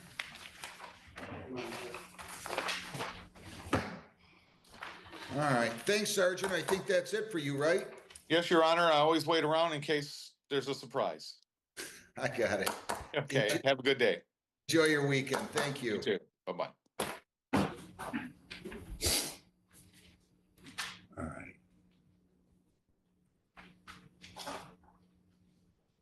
How many cases do you have for me? 3. Okay. Is Jackson in here? Yes. Elijah Jackson. Elijah Christopher Jackson, 25T645354, A and B. Could I have Alexander Parsons seated at the table and Maya Bailey seated at one of these tables? Sir, your name? Elijah Jackson. All right, so he's, counsel, your appearance? Good morning, Judge Mezzanine, on behalf of Mr. Jackson. He's going to plead guilty to allowing an unlicensed driver to drive. The defective equipment will be dismissed, true? Yes, sir. Is that what you want to do? Yes, sir. If you plead to that, the possible penalties are up to 500 fines, 90 days jail. Costs are all those, 0 points, won't get reported to the Secretary of State. Do you understand that? Yes, sir. Did you sign the advice of rights and read and understand the rights? Yes, sir. If you plead guilty, you'll be giving up all those rights and there will not be a hearing or a trial. Do you understand that? Yes, sir. All right. And you want to plead to this charge of allowing a licensed driver to drive, correct? Yes, sir. To that charge, how do you plead? Guilty or not guilty? Guilty, Were sir. you in control of a 2004 Mercury that was being operated on April 4th, 25 at 11:20 p.m. on Van Horn near Lathrop and Trenton? Yes, sir. And were you unlicensed? Yes, sir. Are you on probation or parole? No. Anybody force you to plead guilty? No. Please accept it to that charge. The drive while suspends dismissed pursuant to the agreement of the parties as well as the defective equipment. Anything you want to say, counsel? Nothing. Sir, anything you'd like to say? No, sir. 100 fines, 70 costs, 75 victims' rights fee, $50 justice assessment, 40 in attorney fees, 335 or 45 days. Can you pay all that now? Not today. How much sir. do you have today? Like $100, sir. Okay, you pay 100 now. How much can you pay per week? Can you pay 50? You pay $50 a week? Yes, sir. Where do you work at? Meyer, sir. Okay, pay 100 now. You pay 50 per week. I'll begin that on June the first, let's see. Should be the 2nd, right? That's the first Monday, Lisa? In June? Yes, that's correct. Pay 50 a week starting June 2nd, okay? Thank you, sir. $100 today. I wish you well. If you ever need more time, you come talk to me. I'll be glad to give you an extension. No problem. Just don't ignore me, okay? Yes, sir. Good luck. Parsons. Alexander Salim Parsons, 25T645346. Good morning, Judge Mezzanine, on behalf of Mr. Parsons. Yeah, this is what should happen. Your name? Alexander Parsons. You just didn't have his license on him? Yeah, you just did that. It's valid. Yeah, I got it. Case dismissed, motion to prosecutor. That is what should happen. Good luck. Thank you, Your Honor. Thank you. No, Maya Bailey, 25G306372A and B. Good morning, Judge Mezzanine, on behalf of Mr. Bailey. State your name for the record, please. My baby. All right, what have we got here? I'm just asking for a discovery, Judge.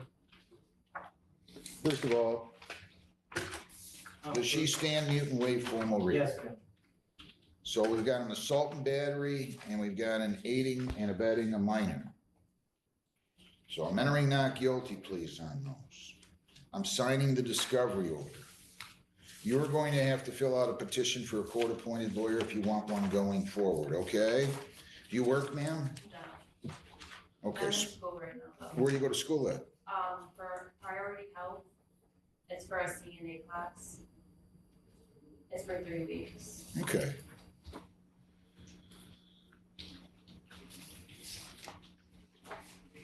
You gotta tell me who the victim is. I got no idea.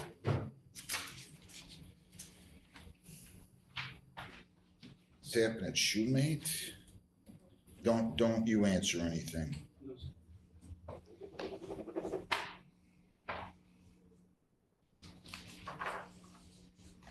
I need Detective Robinson. Will you call 249?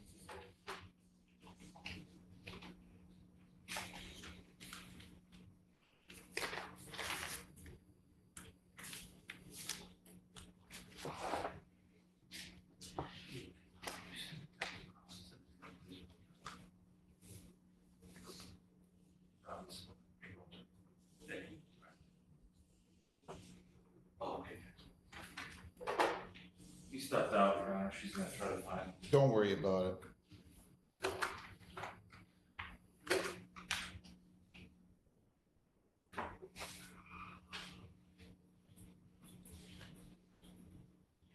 Yeah, make sure you're done to fill that out. I'm gonna give you $1,000 personal bond. You cannot leave the state without the consent of the court. You cannot violate any law or ordinance. You must appear in court as directed. You're not to have any contact with the victim. You cannot write, phone, see, text, email, or communicate with the victim at all. And you can't have anybody else do any of those things for you or on your behalf. No contact with prosecution witnesses. No contact with prosecution witnesses. You're not to possess firearms or dangerous weapons. These are all conditions of your bond.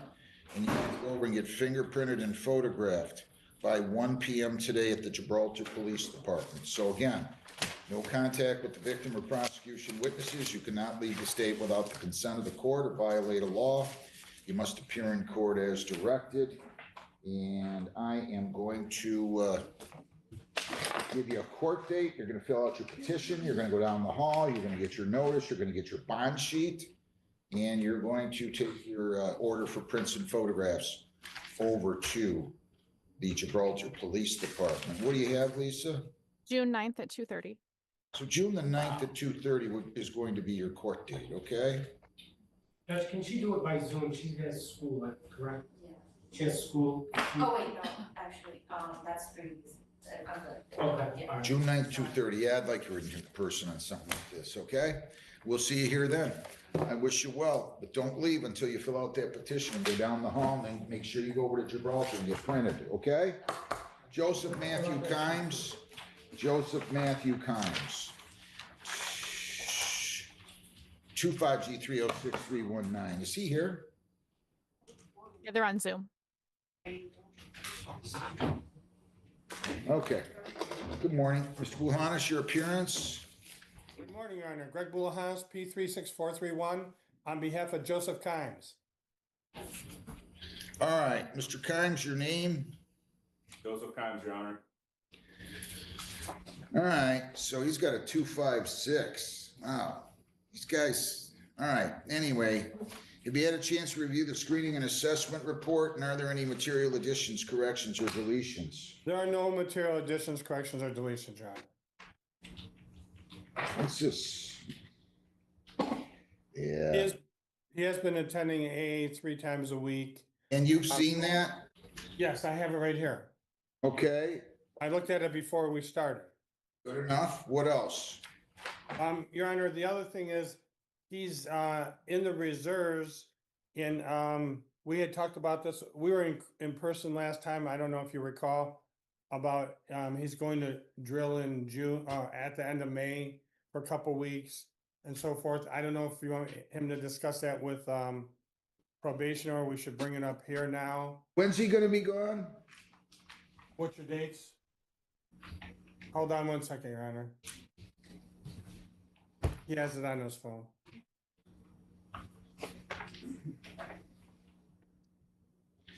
I got some concerns here about you, Mr. Kimes.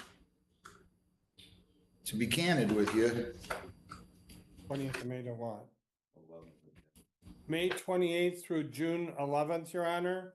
And I did talk to him about this as well, and he does get, whenever he goes to drill, they do test him. How often do they test you when you drill?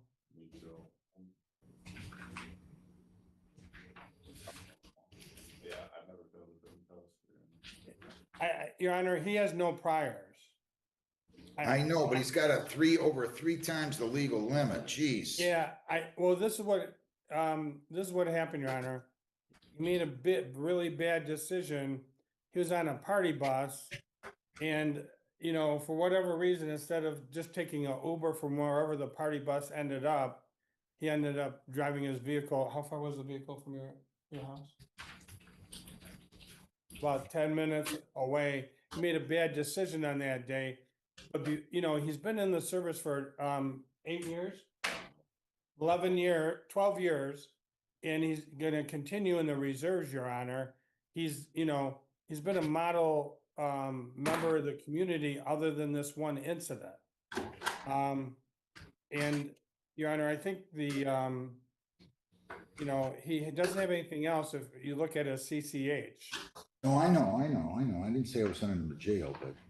No, I know. I'm just saying he understands the significance of this. I've had many talks with him, and he's gonna be testing.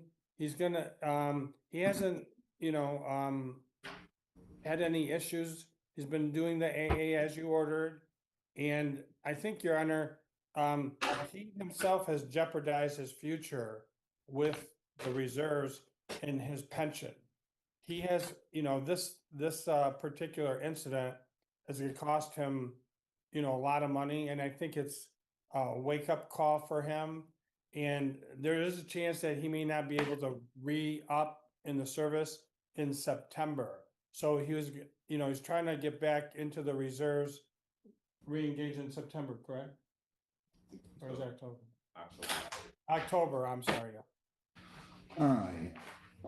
Anything? So he is, you know, serving the country, and he served it for the last 12 years. And I like the way you said that, Mr. Boulahanis. you know, Right. I mean, I admire anybody in the service. I really do. I without a doubt. yeah, I think this is I know, you know, I think this was a binge drink, you know, he's on a party bus. It's a binge drinking event. I get it. And he made a horrible decision. I know. All right. Anything you'd like to say, Mr. Kimes? No, Your Honor. All right, 14 months probation. I was almost ready to order a sober link on this. I probably should. I won't. You cannot leave the state without the consent of the court. You cannot violate any law or ordinance. You can leave the state between May 28th and June 11th. You can, if you change your address, your place of employment, or home telephone number, you must notify probation. You have to report as directed. No alcohol, no illegal drugs, no marijuana. You're not to go any place that sells or dispenses alcohol or marijuana or illegal drugs. Submit to chemical testing, PBTs and ETGs. I'm going to make it weekly for 3 months. If you're clean, bi-weekly for 2. If you're clean, then monthly. Attend AA 3 times a week until you're in an intensive outpatient treatment program with aftercare. Once you get in intensive outpatient treatment, you no longer have to go to AA or NA. Attend the Victims Impact Panel. Serve 4 days jail credit 1. I'll let you serve 3 days on the court work program in lieu of jail. There's $105 in court work program fees. Pay fines $300, cost $200, $75 victims' rights fee, $50 justice assessment. That's $6 1/4. Screening fee is $60 for $685. You have $280 in probation fees, so your total's $965 plus the court work program fees for $1,070 plus cost of recovery of $225. Everything included is $1,295. If you violate, your probation could be revoked. You could be incarcerated for 93 days. You have 21 days to appeal, 14 days to apply for a court-appointed lawyer for purposes of appeal. And I want you to understand also, if you're clean and do everything, you may be eligible for early discharge. You could get off probation in 7 months. Do you understand that, sir? Yeah, the only issue is I'm going to ask you, so he should reach out to the probation officer if he gets orders for further deployment after the one that we've just. Oh, yeah. I mean, if they're reasonable about it, but they're going to probably, if it's for yeah, he'll tell probation, they'll give him direction depending on. Okay. And did you want him to report to probation today, Your Honor? I would, but why don't you, is everybody? Or do you want him to come in maybe another day? Emily's the only one there. Call over to Pam Tabitha and see if today's a good day for Mr. Kimes to come here, or tomorrow would be better. And, sir, can he pay all of this, Mr. Boulahanis? Your Honor, can you pay it all? Your Honor, you take card, correct? Yeah, yes. I didn't hear what he said. Credit card. Oh, yeah, we take a credit card. Did somebody? So give me 1 second. I'm having them call over and find out when they want them. Apparently, there's 2 probation officers out. So I don't know if they're gonna want them today or tomorrow. What are they Your Honor, telling? Can he have until, a couple days to pay it? Yeah, I'll give him a couple days. Is that all he needs? May 27th? Yeah, that's fine, Your Honor. Just That's fine, Your Honor. just ask them if they're better off coming in today or tomorrow. That's all I want to know. Yeah. Yeah, come on up here today, okay? And you'll meet with probation today. Do you want him to wait till afternoon, Your Honor, or right now? I mean, I could carry, just not, we don't want him walking in at 3:45. No. Sometime, as long as he's here by 1:30 or so, that's best.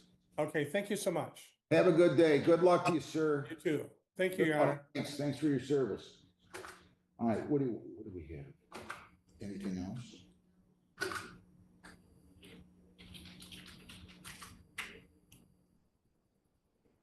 Are there any cases left?